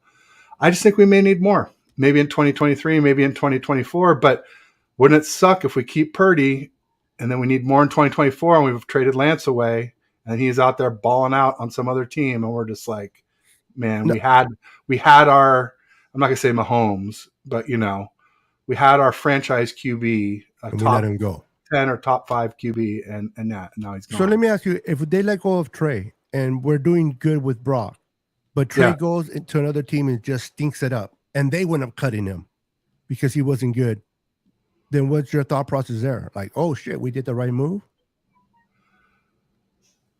Well, at least we know what we got. And yeah, I mean, it would suck to put in Trey, lose the number 1 seed, and then bring in Purdy. But I tell you what, even then I see a silver lining to it where like we bring in Lance. I mean, I'm assuming he's going to get at least a little bit better, but he's still not better than Purdy. We lose, we either lose or he doesn't play well enough. We feel like we got to bring Purdy back. Still, then if we go towards later in the season, then if Purdy gets injured late in the season, Lance is still going to be better for the playoffs than he would be if Purdy played the whole season and got injured at the end. So I can still see a silver lining to it. But yeah, ideally, you don't want to give up the number 1 seed. And ultimately, the more you play Lance, the less you play Purdy. I don't think Purdy has a ton of room to grow before he hits his ceiling, but he is definitely, in my opinion, not hit his ceiling. the more he plays with these weapons and gets to know the timing, learns not to bail out back left, he can definitely improve some too. So maybe you give up some of that by playing Lance. That's a consideration too, in being fair. But ultimately, to me, the allure of Lance's ceiling is too great to not find out what we have before we let him. People have said with this type of surgery that Brock had, the fact that when he rehabs his arm, elbow, he has to emphasize putting weight, working muscles that he normally wouldn't work prior to the injury, and that a lot of people I've been hearing saying that might be a beneficial to him in getting stronger in his arm, because he has to hit more weights in area and work muscles that he normally wouldn't work on. I mean, that happens with Tommy John because it's been going for years and it's degenerative, and so it weakens over time. And then finally you put you do the full replacement, 18 months of rehab, but this is like just 6 months. Right. And, it wasn't gradually, weakening the whole time. It was one time, a traumatic injury, getting your arm hit. So really, I had Dr. Pandya on again last week, and he was basically saying he doesn't think it'll get stronger. He also said that he didn't think that Purdy would be ready week 1. He thought week 3 would be the soonest. Yeah, see? So he's surprising a lot of people. We'll see what happens. I just want the best quarterback under center that gives us a better chance to win the Lombardi number 6. I'm tired of going to championships and losing. I'm tired of going to one Super Bowl and losing. So I want to win. I wanted to. And if it's my grandmother coming from the dead and quarterbacking for the Niners, then I'm going to be rooting for her as long as we win. There you go. Sorry, but what if it's a Super Bowl this year with Purdy versus like 2 or 3 down the road with Lance? But that's just what if? I'm just saying, what if it is? If I go to Jack and eat 2 meals and lose 10 pounds? In that scenario, which do you pick though? Of course, Trey. Listen, if you get the best out of Purdy and the best out of Trey's the better quarterback. Yeah, I'm not arguing that. Trey is the better pick. We don't know. It's a big, huge if. Big, huge if. Now now that's an if, but with Purdy we know. The only thing we don't know is how he's going to respond from this injury. Yeah, that's the only thing that has me worried. If he never would have gotten hurt, even if we would have lost against the Eagles, I would have been a little bit more comfortable, confident in Brock. So that the injury does, pause me a bit. Absolutely. And Pterodome says, circular argument. Brock beat 3 playoff teams, Miami, Tampa Bay, Seattle, by double-digit scores. Yeah, but Bucks had a losing record. Seattle, like I said, they beat the victims row to get in, and Seattle had like a 25th ranked defense. But yeah, I mean, technically there were 3 playoff teams. Well, actually, you could say 4 playoff teams, Pterodome, because we beat Dallas. So I'll give you, and we beat Seattle twice. So then wasn't that 5 playoff teams? We beat them 3 times, didn't we? Well, I know, but Jimmy and Lance played the first game, right? Lance played the quarter. Oh, I got you. Talking about Brock. With Brock. Got it. With Brock. Yeah. Yeah. So Brock beat, I'm going to say, I'm going to up your ante, Pterodome, agree with you, and say 5 playoff teams. But I just don't really think the Seahawks and Bucks and Dolphins, I just wasn't that impressed with any of them. And I just, poor Tua. I hope he's okay this season. I'm really worried about him, if we're being honest. Let's see here. Okay, yeah. I don't think we missed the playoffs no matter who's our quarterback. What do you think, Beto? It's funny how, I don't know who is the one that does these ratings, but they have or Vegas, I think it is Vegas. They have the Niners at 850 to make the Super Bowl odds, and without a quarterback, knowing who the quarterback is, and they have other teams below the Niners.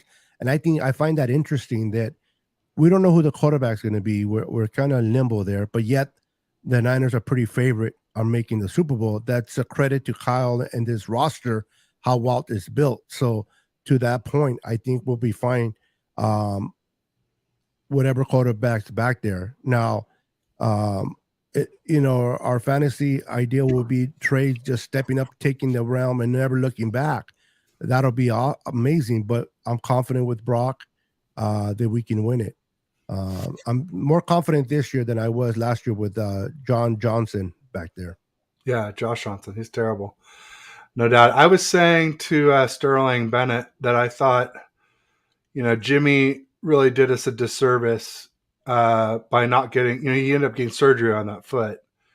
And I think he really did us a disservice by not getting it right away, because when Jimmy got injured against the Dolphins, it was week 13, and it's like he broken foot. You think 6 to 8 weeks, he'll be back NFC Championship game or latest Super Bowl, and then Lance, they'd said all season Lance won't be back. But I was thinking, if he's cleared to play, and he is healthy, and Purdy gets injured, and it's like Josh Johnson or Trey Lance, I'm like, sorry, they're going to put in Trey Lance. I don't care. If they would have shut down Jimmy for the year, I think they would have brought Trey back. Better backup, right? Yep. Yeah.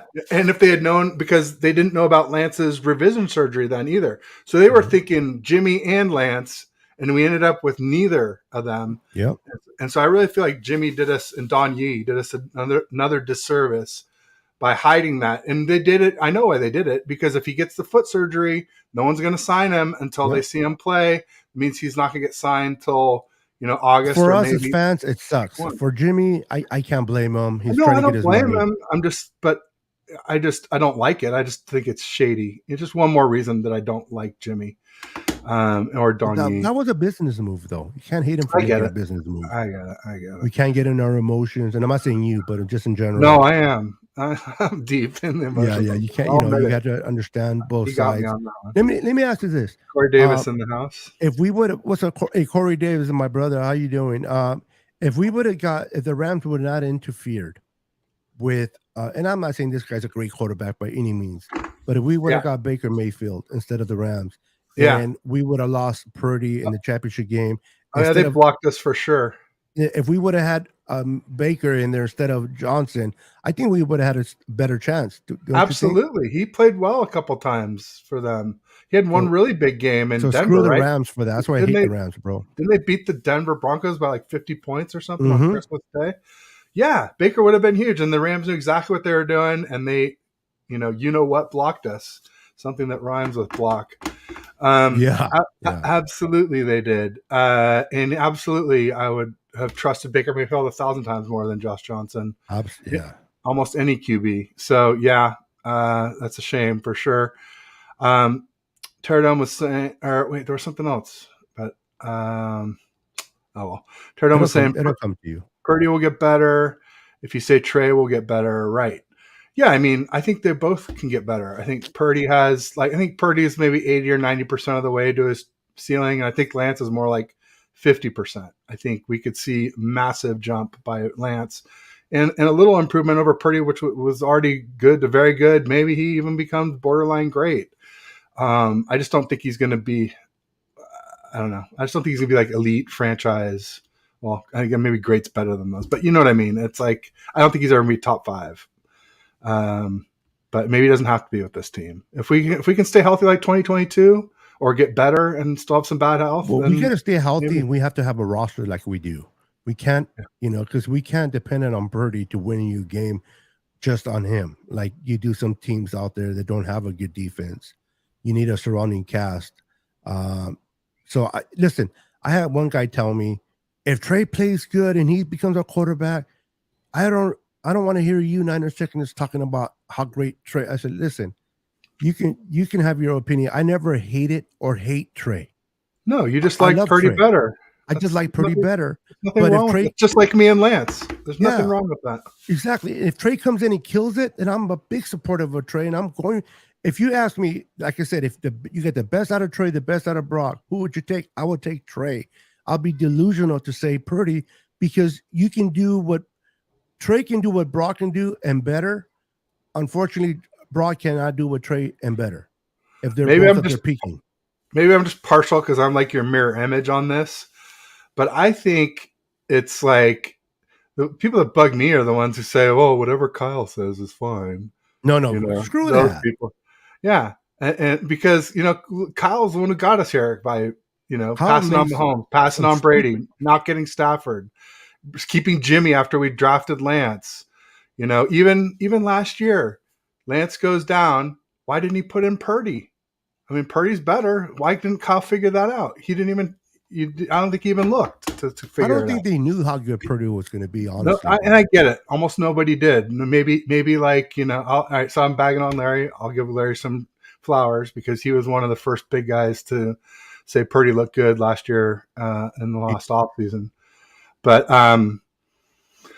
yeah.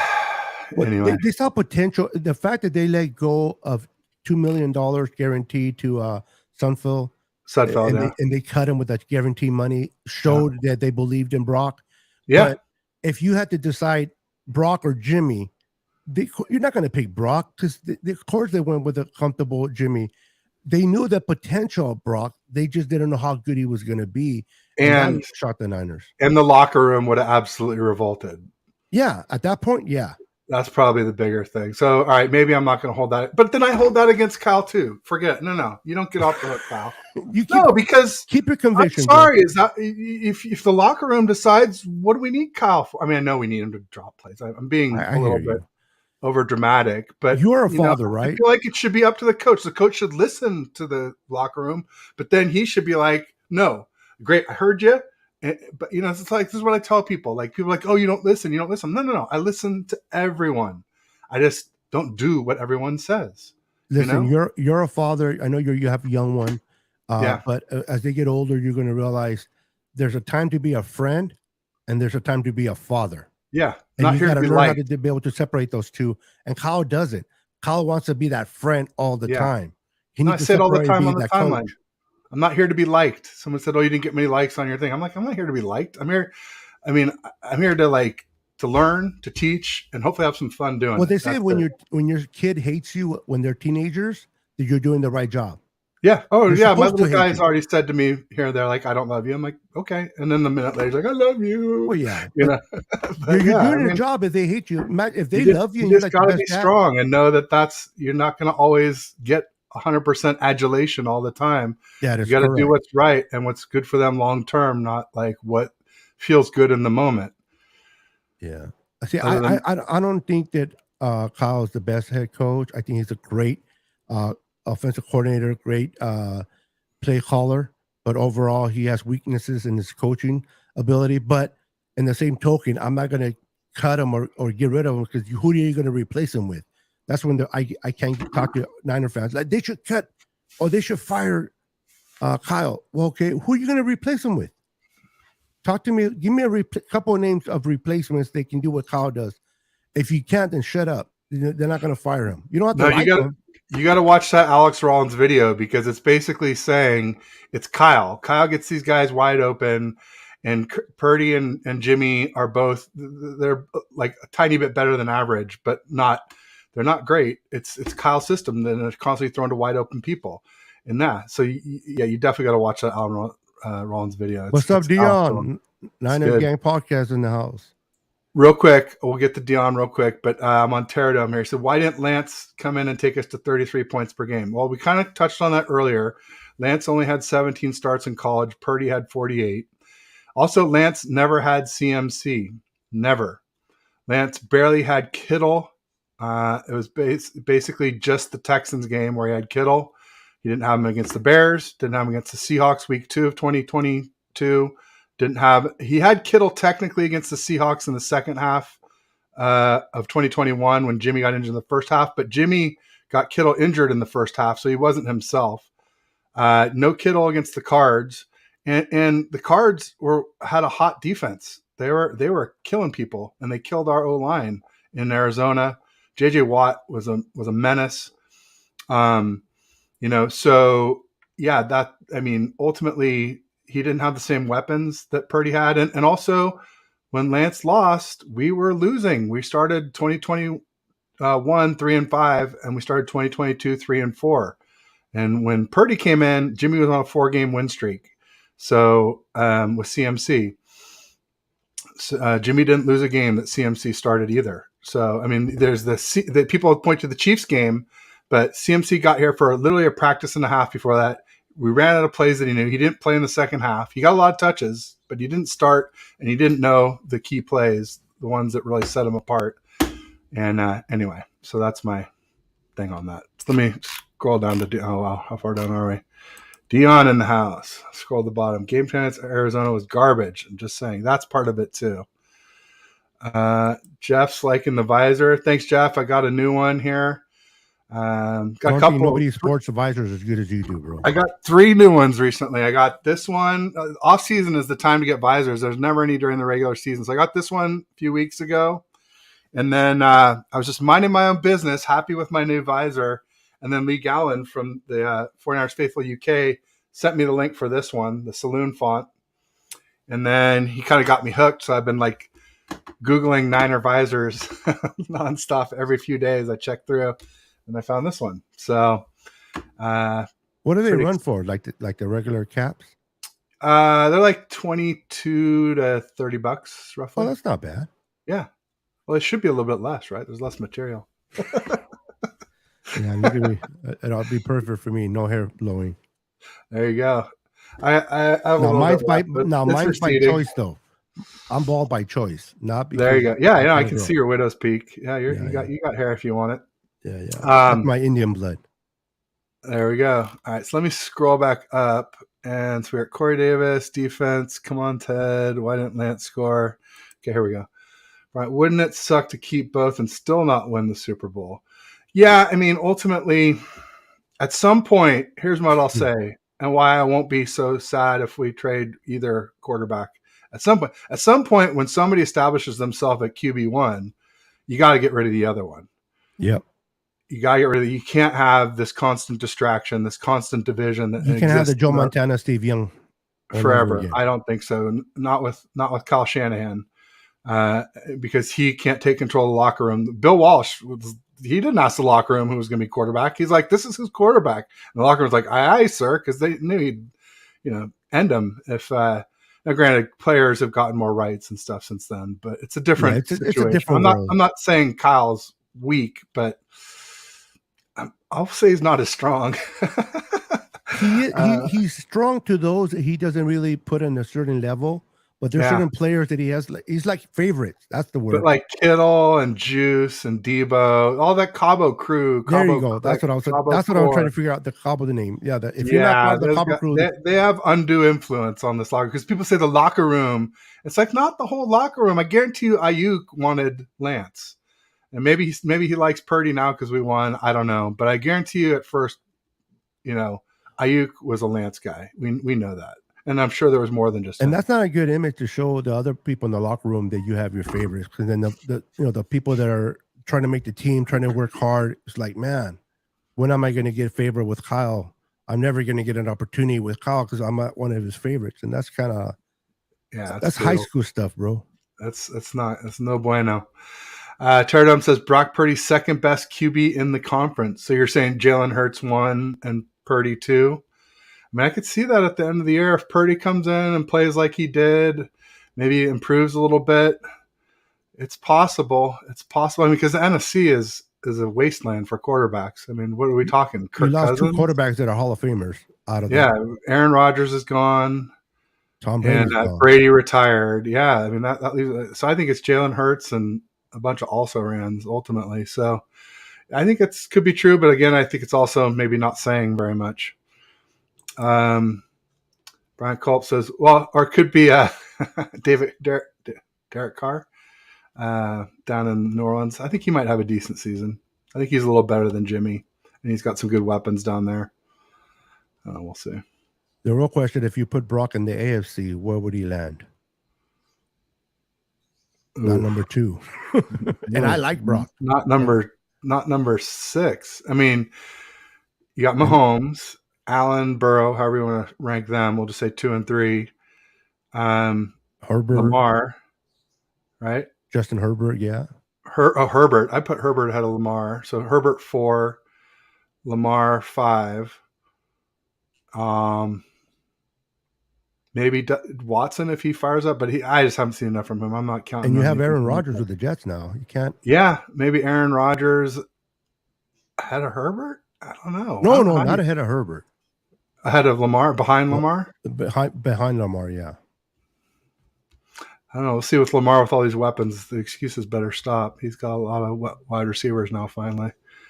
I'm always one who says quarterbacks, need a minimum of a decent protection and reliable weapons. And so it looks like he's got both now, and way more than just reliable. He's got Mark Andrews, lose his drive now that he got paid. Either Zay Flowers, OBJ. Didn't they get another wide receiver too?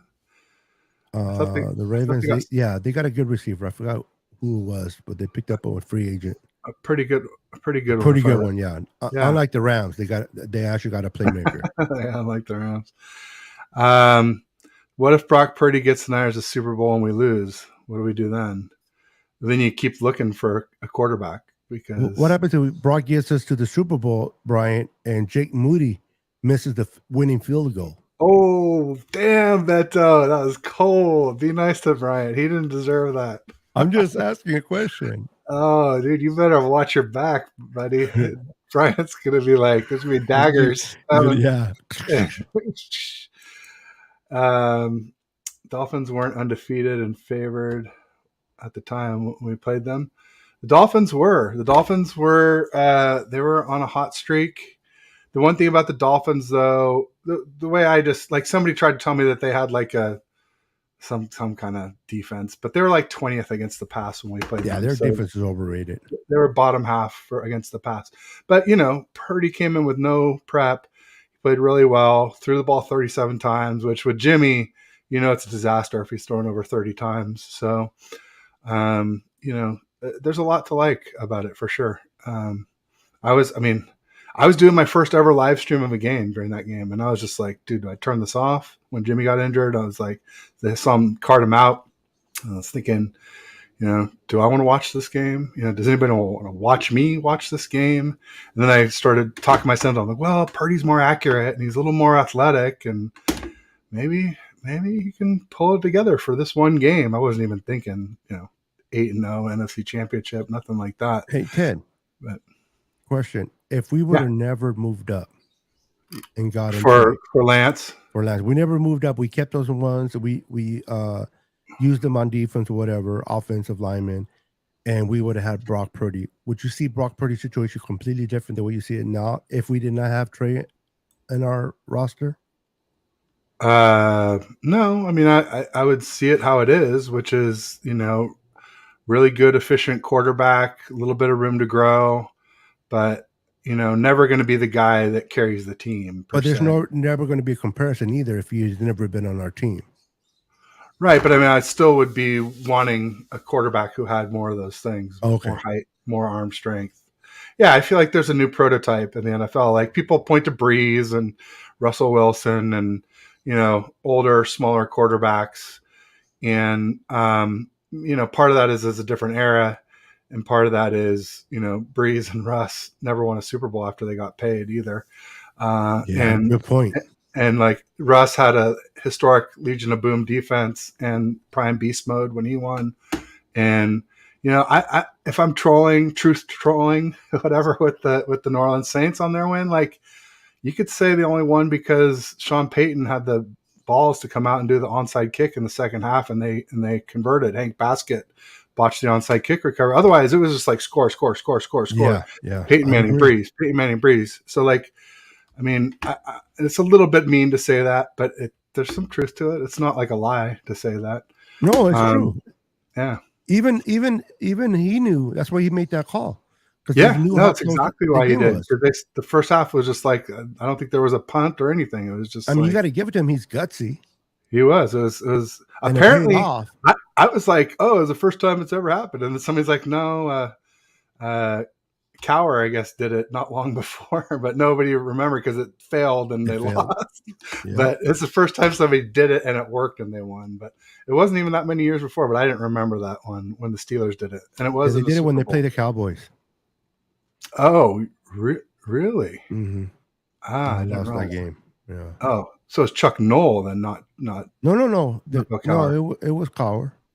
They played Cowboys earlier, not back in the same. That's about recent in the 90s or 2000s. Not in the Super Bowl though. Because the Cowboys haven't been to a Super Bowl. They haven't even been to an NFC Championship in the 2000s. So you're right there. You know what? Yeah. I troll them on that all the time. No, you're right. You're right. Because we've been to 7 NFC Championships. How long has Coward? They've been to 1 and 2 Super Bowls. I would have to look back at it. When people call us the Cowboys, because we both have 5 rings and the last no argument. In the 90s. You're right. It's been 30 years. They even have been to an NFC Championship. Forget a Super Bowl. That's right. 95 was the last time they've been to a Super Bowl. The Cowboys. So, good point there, Ted. Pterodome says he thinks Brock Purdy's everything we need.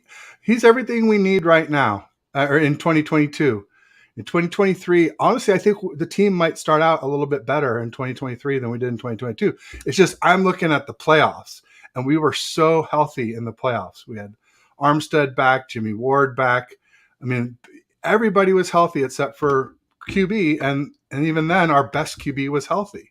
So you can't really count Jimmy and Lance being out until the NFC Championship game when we needed them. But certainly for like the Seahawks and Dallas, we weren't missing our quarterbacks.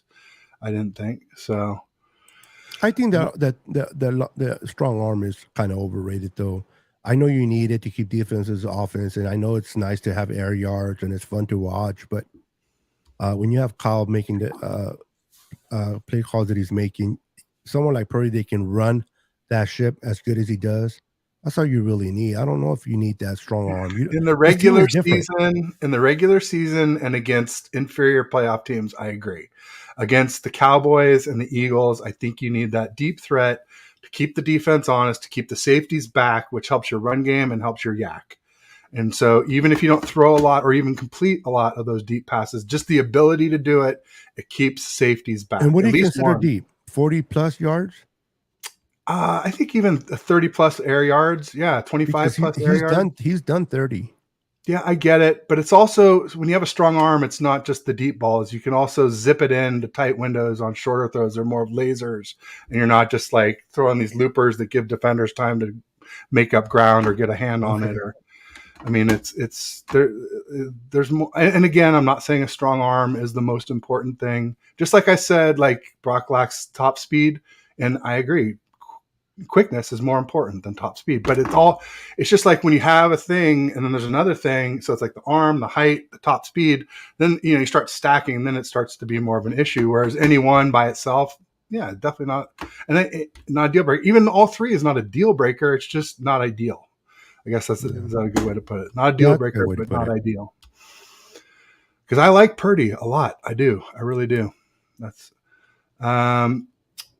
so that's the other thing we were talking about before. It's like the people saying, "Oh, just let Kyle decide," or like, "I'm not going to pick a QB." Someone like that 49er spin. And I get it. He sells merch. So he doesn't want to piss off the Lance people by liking Purdy, and he doesn't want to piss off the Purdy people by liking Lance. Because he wants to sell his merch. He wants to sell his merch. I get it. But I mean, I'm just he has an agenda. I'm just like, yeah. But then I give him grief because I'm like, not exactly bold prediction or whatever. And yeah, I mean, I think ultimately, and then the other people I really don't like are the ones who are like, "Oh, I like Trey Lance, Purdy sucks," or "I like Purdy, Trey Lance sucks." Nobody sucks. And if Lance does suck, it's in the future, right? It's not definitely right now. He's TBD. He's only started 5 games. There's never been a highly drafted quarterback who's been a bust after only 5 starts. There's been tons that looked like it and ended up being great. Peyton Manning, even Hurts, Josh Allen, these guys all had tough starts. So what else we got here? Locker room wasn't feeling Trey. Evidence when it went down and they said, "We're finally back to 49ers football." Yeah, I really didn't like when Juice said that. That really bothered me because I was pretty sure that Lance was already better than Jimmy. From that game against the Seahawks where he came in and Lance scored 14 points where Jimmy only scored 6. And also just in that Seahawks game where he got injured, Lance had 143 yards in that quarter. Didn't play the whole quarter. I think there's about 2 minutes left. Jimmy played the rest of the game and he averaged about 106 yards. And that's just one statistic. Jimmy scored more, but part of it was like Lance was on driving. I think we would have scored a TD if Lance had stayed healthy, but again, who knows? Mr. Chronicles. Let me scoot down. Kelts is here? Yep. Nice. What's up, Kelts? Said, I really like Brock. I still believe Trey proved to be better with the opportunity. Real test is who is available. Yes. And what do they do in clutch playoff time? Yeah, absolutely. I feel you just read my mind right here. Really like Brock. Think Trey's better. Could be better.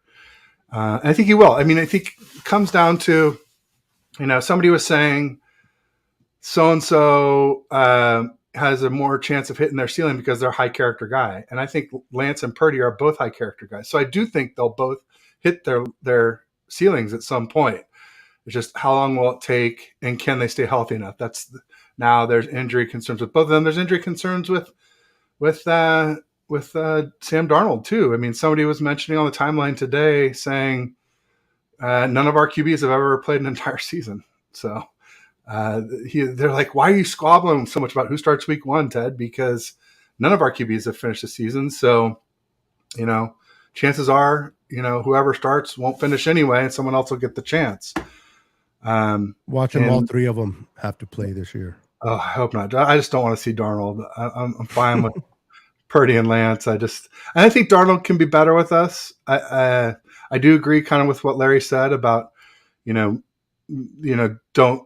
look into his QB losses. So, but then that's also why I don't take Brock's QB wins as like gold crowning him over them. I think QB wins they're valuable. It's a statistic. I think there's a good reason to keep track of them, but they aren't everything and they aren't nothing. Correct. Right? It goes both ways. Yeah. Yeah. There's something. And it just, you got to look at the circumstances to really know what they mean. What else we got here? So let's back up. Oh, wait. Shoo. So Pterodome says when Brock came in, we were down.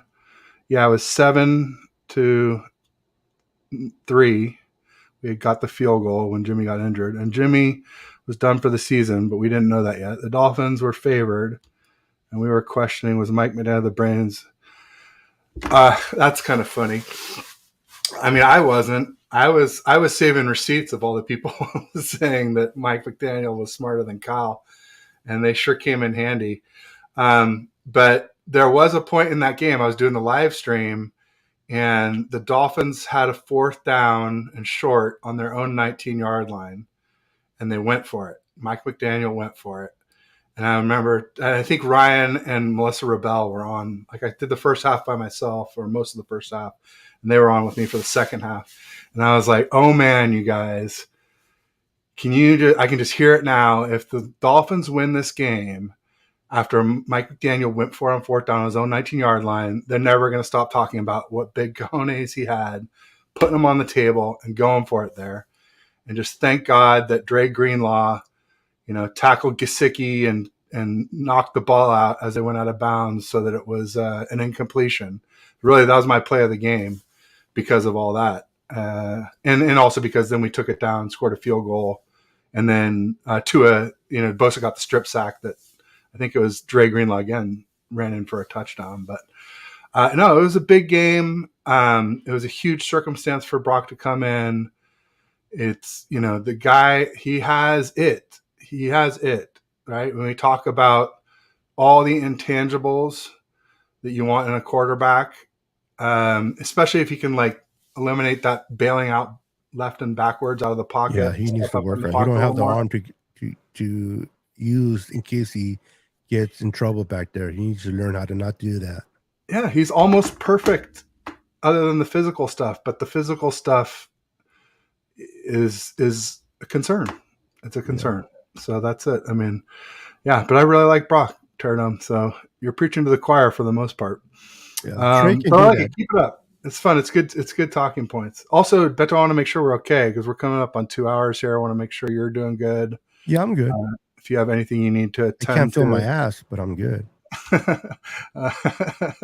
Is that a bad thing? It depends what situation I'm in. But right now is no. Okay. I'm just messing with you. Terrible guy. Let me just check something really quick. Just check. I can always raise my desk and stand up too, though. So cool. I'm just checking my calendar. No, I think we're good. So what else? As far as that. Checking my calendar. Look at that. just want to make sure. I mean, I have a soft stop at 5 because that's when our daycare likes to leave, childcare. Oh, okay. So everybody's just saying hi, but I'll just show it real quick because Do you work from home? I do, Oh, indeed, and been working on this for some time too as well. So I know.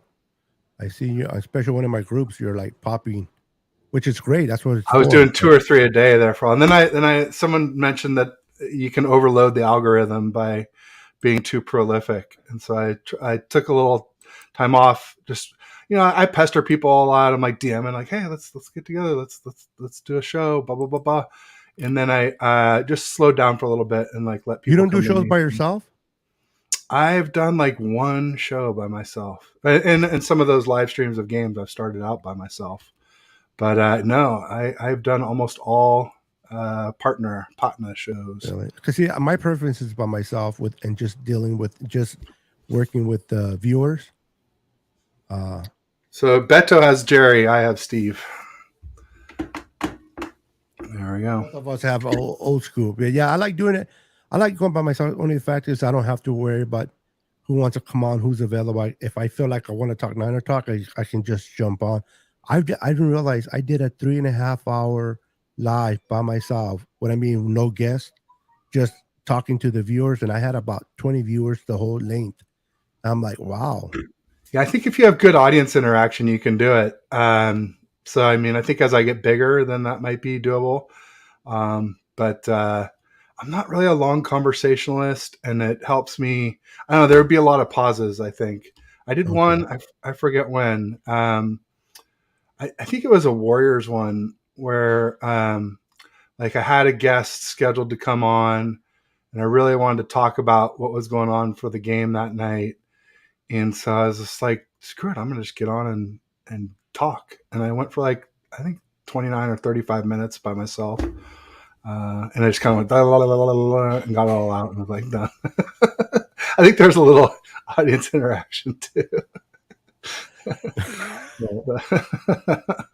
I'm thinking about that character on Star Wars, that guy with the big nose, the funny voice that used to always stick his tongue out. I can't think of his name.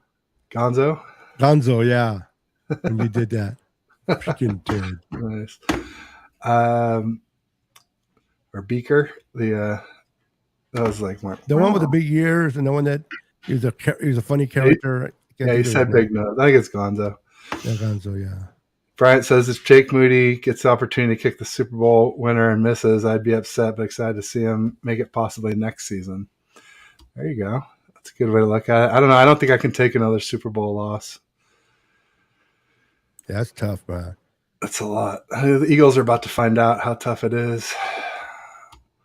Franchise quarterback, first round pick number 3, like say Sam Darnold.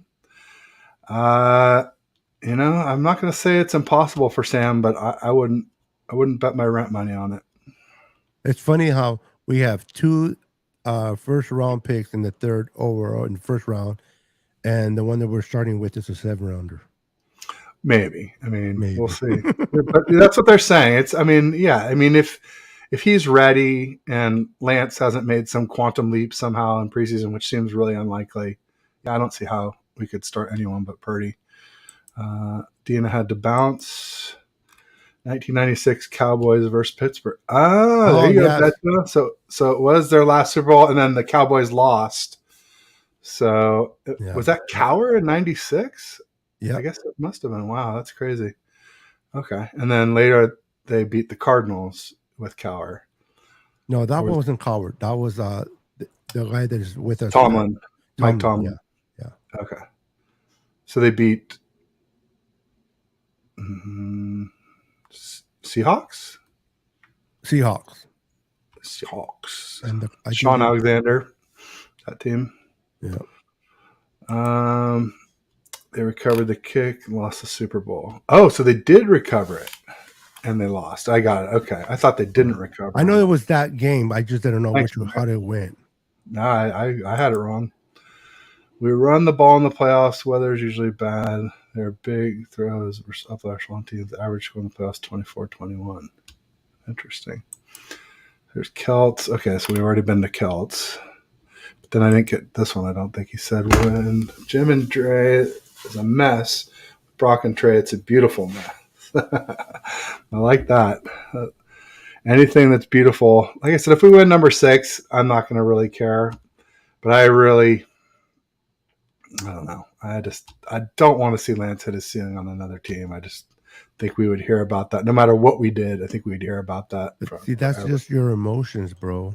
Yeah, well, I'm emotional, man. But you got to learn how to separate your emotions from. I'm a ball of emotions, man. Don't make me cry. Now you got me started. Need a tissue. Luke, I am your father. Oh boy, Jake Moody can play QB. Next man up. Oh boy, slow down there, Bryant. I love his overlay where he's got 4 pictures of Moody on the corners, all 4 corners. He likes to set the mood with Moody. Moody mood. There are a lot of content creators, quote unquote, who had the Dolphins picked in that game. I did not, but neither did I. But no. the Dolphins were flying high. McDaniels were on a winning streak. It was the how did they say it? The sensei versus the teacher versus the stupid or apprentice. Yeah, and it was all that they talked about during that week. So when Jimmy went down, a lot of Niner fans, myself included, were like, "Oh shit." Yeah, I mean, I would never pick an apprentice over Kyle because he always gets the best of the guys that he coached. If you don't believe Ted, talk to Sean McVay. Yeah, exactly. So, but I mean, I can kind of see why some people did. Tua was hot. I mean, also, if you remember that game, as long as we're talking about it, like there were guys running open, and Tua just missed some guys like that were wide open. He just airmailed some people. Even Jeff Wilson was a catchable ball, but Jeff Wilson couldn't haul it in. Like there were a lot of plays that could have gone a lot differently in that game. So, and it was a really close game for a long time, until the very almost bitter end, until that strip sack, scoop and score. Then that blew it wide open. One stat that I liked, and I know it doesn't have to do with this game particularly, but that I loved is that every team that played us, whether we won or lost, wound up losing the game after. That's how good our defense was, man. I thought it was a trick. I don't think that's ever happened before, huh? There you go. No. Pterodome's just queuing it up for us here. He's like, the next week, Brock runs off 28 unanswered versus the GOAT and the Super Bowl winning defense who beat Patrick Mahomes. Wow. You want to start with that one, or you want me to dive right in? He just saved that receipt. We gotta get Pterodome back on here too. I think it's been a while since he's been on. I think we talked basketball too much last time he was on. Bro, you got me with basketball, bro. I got to stay away from you particularly if the Lakers play the Warriors. Well, what do I got? I mean, you guys won. I got to give you credit though. I have not had somebody get under my skin the way you did in such years. It's like, yeah, bro. It's like, I mean, I lost my adult thinking for a few seconds, and I did some dumb, and I apologize for that, but that's not who I am. But it's like, quick softball. This dude, you're a great guy, man. But I'm glad we both like the Niners, bro. Because if we didn't, bro, I would have blocked forever. Yeah, there's I get it. I mean, it just comes from brawling on the timeline incessantly with all these trolls. It's taught me how to go for the jugular quick. It was just your stuff that you were posting about the Lakers and making fun of LeBron, and it was never like it was directed to me. Well, it was directed to all Laker fans, but I'm like, this dude. My producer and designer, who initially Roscoe's helped me with these overlays you see, but then the new logos and my new intros. And so we did some Lakers stuff together. You can still see it up on my page on my YouTube channel. We were talking during, I think it was the second Heat and Lakers game, or Nuggets and Lakers game, and whichever one was the one where the Nuggets were struggling a little bit, and then LeBron blew that dunk. Oh He yeah, went up for the dunk. That was game 2. And he lost it out of bounds. And I was just like, I DM'd him, and he was like saying like, "Oh, Nuggets struggling at home." I'm just thinking it's early, and nice dunk, LeBron. And he blocked me over it once, and like it was the third time that he blocked me, and so I was just sort of like, maybe we'll just leave it like this. Yeah, that because we did some good work together. He's good. I would recommend him from a skill level, but obviously from like a personality level, we had a lot of blowups, and it's like, I mean, I think he just wanted what was best for me, and I was too slow to adopt his work. Maybe it was the problem, but so he's not doing work for you no more. No. I mean, he blocked me, and I was like, "Hey, look, I'm sorry. I didn't mean to upset you. Well, if you need some more related work, and I'm not trying to toot my own horn, but I can do a little bit better than what I see. So there you go. No, yours are great, and maybe I'll get a Mac so I can do something like you do, because those are really cool. It's like the flames and animation. That's really cool stuff. Yeah, I think it just makes the live a little bit more vibey. People want to look at. So I like it, but I love the way he did the gold and red. Yeah. No, yeah, he did some really good work. Too bad we had some good shows together. Lakers Warriors, we got after it. We had bets going, like if the Lakers won a game, then we'd play a Lakers backdrop, and if the Warriors won, it was a Warriors backdrop, and we did predictions and summaries, and it was fun. It was good, but just it was the third time he had blocked me, and I was just sort of like, maybe we should just stick with this. I don't block people, bro. Honestly, I don't. Third time's a charm, or 3 strikes and you're out, whatever you want to say. Like, yeah, I don't block people at all. It's hard for me to do that. But that day I was kind of like, I don't know, I wasn't in it, feeling good just in general. And then I read your comment, and then I read another comment. This dude. But I didn't know about the part of the group. How it's tied. Oh yeah, if you're in a DM group and you block somebody, they get booted from the DM group. Yeah, because then somebody else in that group blocked me over Lakers Warriors stuff, and I got booted. Well, not only that, but then we were in 2 DM groups together, so I got blocked from both DM groups. Which I think that's stupid in the first place. Unless if you're the host of that group, then I understand. But they should just give the host power to do it. You shouldn't have to block people to do it anyway. You should just Facebook is different. Facebook, you have to do it individually. Yeah, you can block them from your Facebook page, but not from. It'll just say the person that is in this group is blocked by you. And I was gonna block him, but I was like waiting until I talked to you because I didn't want him to kick him out of the group without. Anyway, it was whatever. I did it because I didn't know. Yeah, no, I get it. You know what I mean? I thought it was just on my side, right? Yeah. So Pterodome here is saying 28 unanswered versus the GOAT, which was amazing, but Super Bowl winning defense who beat Patrick Mahomes. All right. I got 2 problems with this, Pterodome. The next week. One is in the Super Bowl, Patrick Mahomes was missing left tackle, right tackle, and center. So yeah, the Bucs defense beat the Chiefs, but like Mahomes was running for his life that whole game. That Bucs defense would not beat in the 2019 Chiefs. No, absolutely not. And then also the refs helped the Bucs in the first half too. There were a couple of pass interference calls on balls that were uncatchable by Brady. That's a payback to the Chiefs though, because they didn't call shit on the Chiefs. Right, payback, sure, fair. But I'm just saying the refs even helped the Bucs some there too. But ultimately, it was the three starting O-line. 60% of their O-line was backups. So I that to how me, much he threw for it, but that guy was, or I forgot what statistic it was with Mahomes. Well, then, it was an absurd one because he was running for his life for the most of the game. Well, and then he pulls off the most insane throw ever. It just came out on the video game where he's like, parallel to the ground. His feet are up in the air sideways, and his arm is sideways, his head sideways, and he flicks the ball to the receiver, and the guy drops it. It's like, oh my God, after all that, and you drop it. And there were like maybe 4 or 5 huge drops, including 2 drops that were intercepted, one in the end zone. So yeah, they didn't do no favors. The Bucs beat the Chiefs, but let's not say it's not like they beat Patrick Mahomes at full strength. And then the defense that we played, that showed up at Levi's was not that same defense because they were missing both safeties. Sean Murphy-Bunting, a pretty good corner.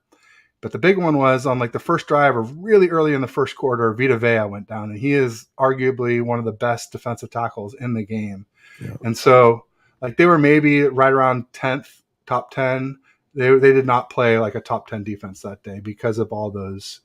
And Purdy played well. But then also, like we talked about earlier, didn't we? We talked about he threw an interception that got called back because of maybe a questionable call. So, I'm not saying we lose the game because of that, but it wasn't a blowout when that happened. I will say that. So, anyway. Quick question to you. Which defense was better in your opinion?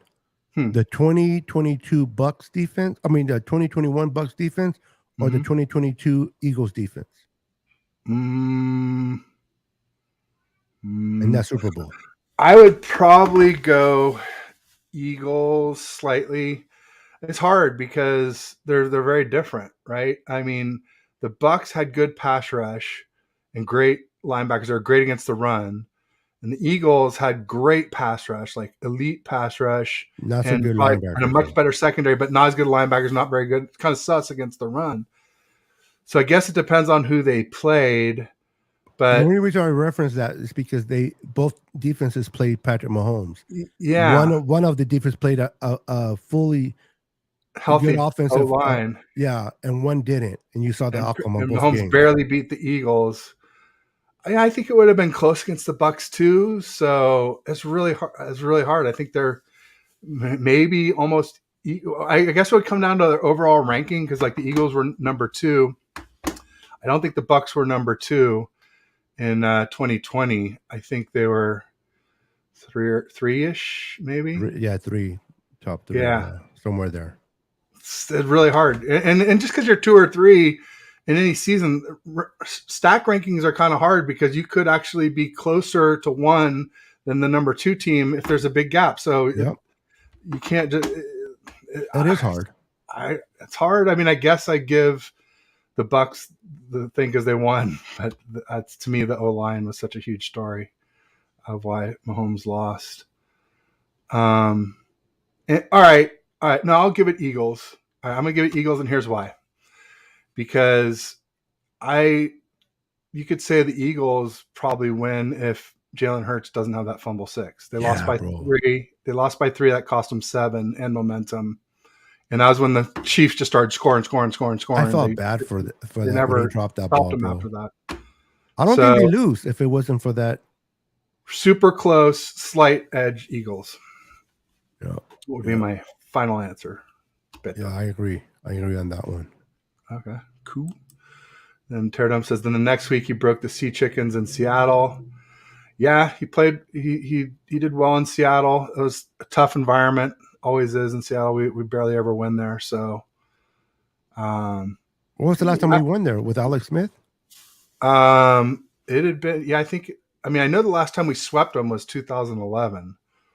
But the last time we won it, we won in Seattle in 2019 with Jimmy when we got the number 1. That's right. That Greenlaw. The Greenlaw. Stop. Yeah. But other than that, it was back to 2011. That's right. I forgot about that. How could I? It's been a long time, a decade. Sorry, Greenlaw. A decade minus 1 game, and then it felt good to sweep him 3 times, though. Yeah, I mean, and the thing about Purdy, I mean, 2 things. One, he played with hurt ribs and abductor muscle in his that is true torso, and also there was that pick 6 by Lenore that got called back because of the BS Bosa roughing call. Yeah, bro, straight up. That was what spurred all that. Like, should we have roughing reviewable? And of course, they didn't do it. But I think that was the reason why, or one of the big reasons why. So, yeah, when people say, that the Seahawks didn't do better the second time they faced Brock, as if like they didn't have film and didn't learn, I was saying, well, Purdy was injured the first time. And that happened. So like the score could have been quite a bit different. And we're starting to run low on even my time here. So probably 10 minutes or so, if that's cool with you, Beto. Yeah. Where are you going? I'm disappearing. Down, down, baby, down by the river. All right, so do what you got to do. Kelt is saying basically Drake. Besides Drake, who is a second-year breakout player? Burford? Let's see. Besides Drake, who is a Oh, Jordan Mason for sure. Mason, yeah, that's a great one. Yeah, for me on offense, and if I can go defense, who can it be on defense? Kalia Davis. No, that's bold. That is bold. Yeah. I have to see. I have to see some film on him first. Womack. Womack. I can say Womack. Yeah, Womack definitely for sure. Womack. But got Dan from Let's Talk Sports here. What's up, Dan? Thanks for joining. He's one of the channels I stream to. Right on. What's up, Dan? Stream. Nice to meet you. Yeah, Let's Talk Sports and Hardcore Sports are two of my simul streams that I do. Oh, it feels good to stand up. Pterodome says, no, Steelers lost. The Super Bowl, I guess, was what we're talking about, maybe. Now, one thing the Steelers don't lose much is opening days. So whoever starts opening day may not be the, I don't know what the word I'm trying to say is, but it may not be the easiest thing to do. It may not.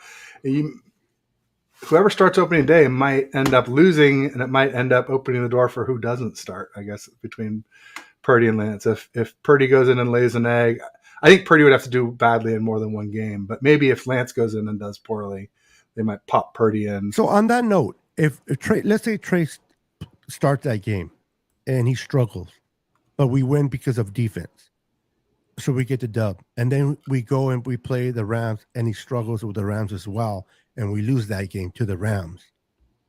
Have you seen enough of Trey to say, let's start Brock, let's go with him week 3, or are you going to be like, let's just see what he does against the Giants? Yeah, that's the big question, is if we're winning and he's playing poorly, or if he's playing great and we're losing, either of the, which doesn't make much sense with this team, unless there's a lot of injuries between now and then in the preseason or something. I don't know, Beto. It's like you said, we don't want to lose that number 1 seed. You got to be really careful not to lose it. It is important. Like I said, if you can get Lance at his peak, then I'd rather have Lance at his peak in a worse seed than a 1 seed with Purdy, close to where he is now. But the way we go through injuries, there's so many shades and levels in there. It's hard. Yeah, that extra week of to heal, bro, it could come in handy. A lot of people have Miami beating the Niners. Absolutely, a lot of people did. I can see why they were undefeated. There were two good teams, well, and we they were on fire. Playing poorly till the Rams, and then we played a beat up, Chargers, and the Cards at high altitude, and there was some question. I mean, the Chargers. Although the Cardinals suffered in that game more than we did. Because they trained at Scottsdale. We trained at the Air Force Academy at 6,800 feet, and Mexico City is like 7,349. So it's a huge. Although Ward had a little taste of that. Yeah, people talk about Mile High being tough. That's only 52. That's way low compared to Mexico City. Yeah, 2,000 feet higher. I've been to that stadium. City. Got Scott Hill in the house saying hi.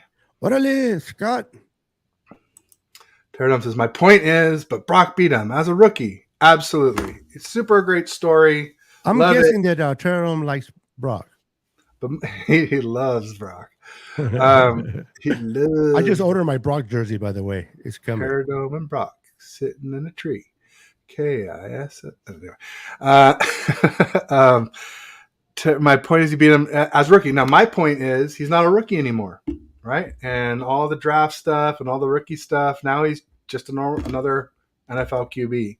And so, and that's sort of what I was saying last year too, is like when Brock really arrives, you'll know it because we won't be comparing him to rookies anymore. We'll be comparing him to the best QBs. That's when you know he's arrived. And speaking of that, somebody did. Did you see? I can't believe I forgot this. Did you see Jack Hammer's post? No. Where he posted up, Purdy's first 8 games versus, I think it was Herbert's first 10, or it was close. Maybe it was the first 7 of each. I don't know, whatever it was a close number of games, and stats were kind of close. Herbert had more yards, but Purdy had better touchdown to interception ratio. And I quote tweeted it, and I was just like, this is a cry for help. Because wow. because I don't think you can compare Herbert and Purdy. I mean, I even though Herbert's never won a playoff game, I get it, but Herbert never had the best group of weapons. Herbert never had Kyle. You know, we had a pretty good offensive line last year. Bro. I love Brock, but if you put Justin Herbert in this offense that we have, holy shit, we'd crush it. Yeah, bro. Yeah. Anyway, so cool. I'm glad you agree. Yeah, I love Joe Montana. He's the GOAT. I have his jersey, but I think Dan Marino was a better quarterback, and people give me a lot of flack for that. But I tell people, you put Dan Marino in the Niners offense back then, and you put Joe Montana in that Dolphins offense. I don't know if Joe Montana wins a Super Bowl over there, but I know Dan Marino would have won at least 4 with San Francisco. Absolutely, yeah. Dan Marino was incredible. I don't think Montana was a good fit for Clayton and Duper because they were deep threats. Mm-hmm. And then ultimately they just had very little run game with the Dolphins and even less defense. So correct. Dan Marino, poor fella, just never had a supporting cast. And that's not a recipe for success in this league, unfortunately. That's why I tell people, first guy ever to hit 5,000 yards when people were barely hitting 4K. He was hitting 5. Yeah, that's what I tell people. Super Bowls not always dictate how good a quarterback is, or is it? Yeah. No, and that's the problem is like people try to compare stats of old quarterbacks and new, and it's like you just compare old quarterbacks to old and you compare new quarterbacks to new. Because now that there's QB protection and wide receiver protection, it's a different game. And Turdon brought it up, but that's my point. Yes, I'm Dan Marino 0 Super Bowls, but Super Bowls are a team win. It's not a single stat individually. You got to win it as a team. Dan Marino had nobody to throw it to really or run the game, and he never had the defense that we had. Also, no. You know, it's just a lot of factors. You look at it. I mean, at the end of the day, Montana does have 4. And I love Montana, and Marino has 0. But if you pure quarterback, Dan Marino held down is better, in my opinion. Absolutely, he was incredible. Kelt says last time the 49ers had 2 10+ sacks was 1998. Do we see it again this year? Yeah, I mean, I'm thinking Bosa 20-ish. Yeah, Hargrave's gonna be close. I think what was he 10 or 11 last year? So 11, yep. I think he'll be right around there, 10 or 11. I don't think he'll get a lot more with us because he's going to have more attention on him here than he had on the Eagles because they had more good pass rushers there. So, but I mean, I think Drake Jackson's going to be in that 6 to 8 range. So I'm going to give you a hot take. A little bump, you could end up with 3. Armstead will have double-digit sacks this year. That's hot. That's hot. Now that's hot because I'm thinking Armstead maybe 5 or 6. Now he has to stay healthy. 4, 5, 6. Yeah, I mean, obviously can't miss half the season. Yeah. People and last year people gave him grief if he's hurt.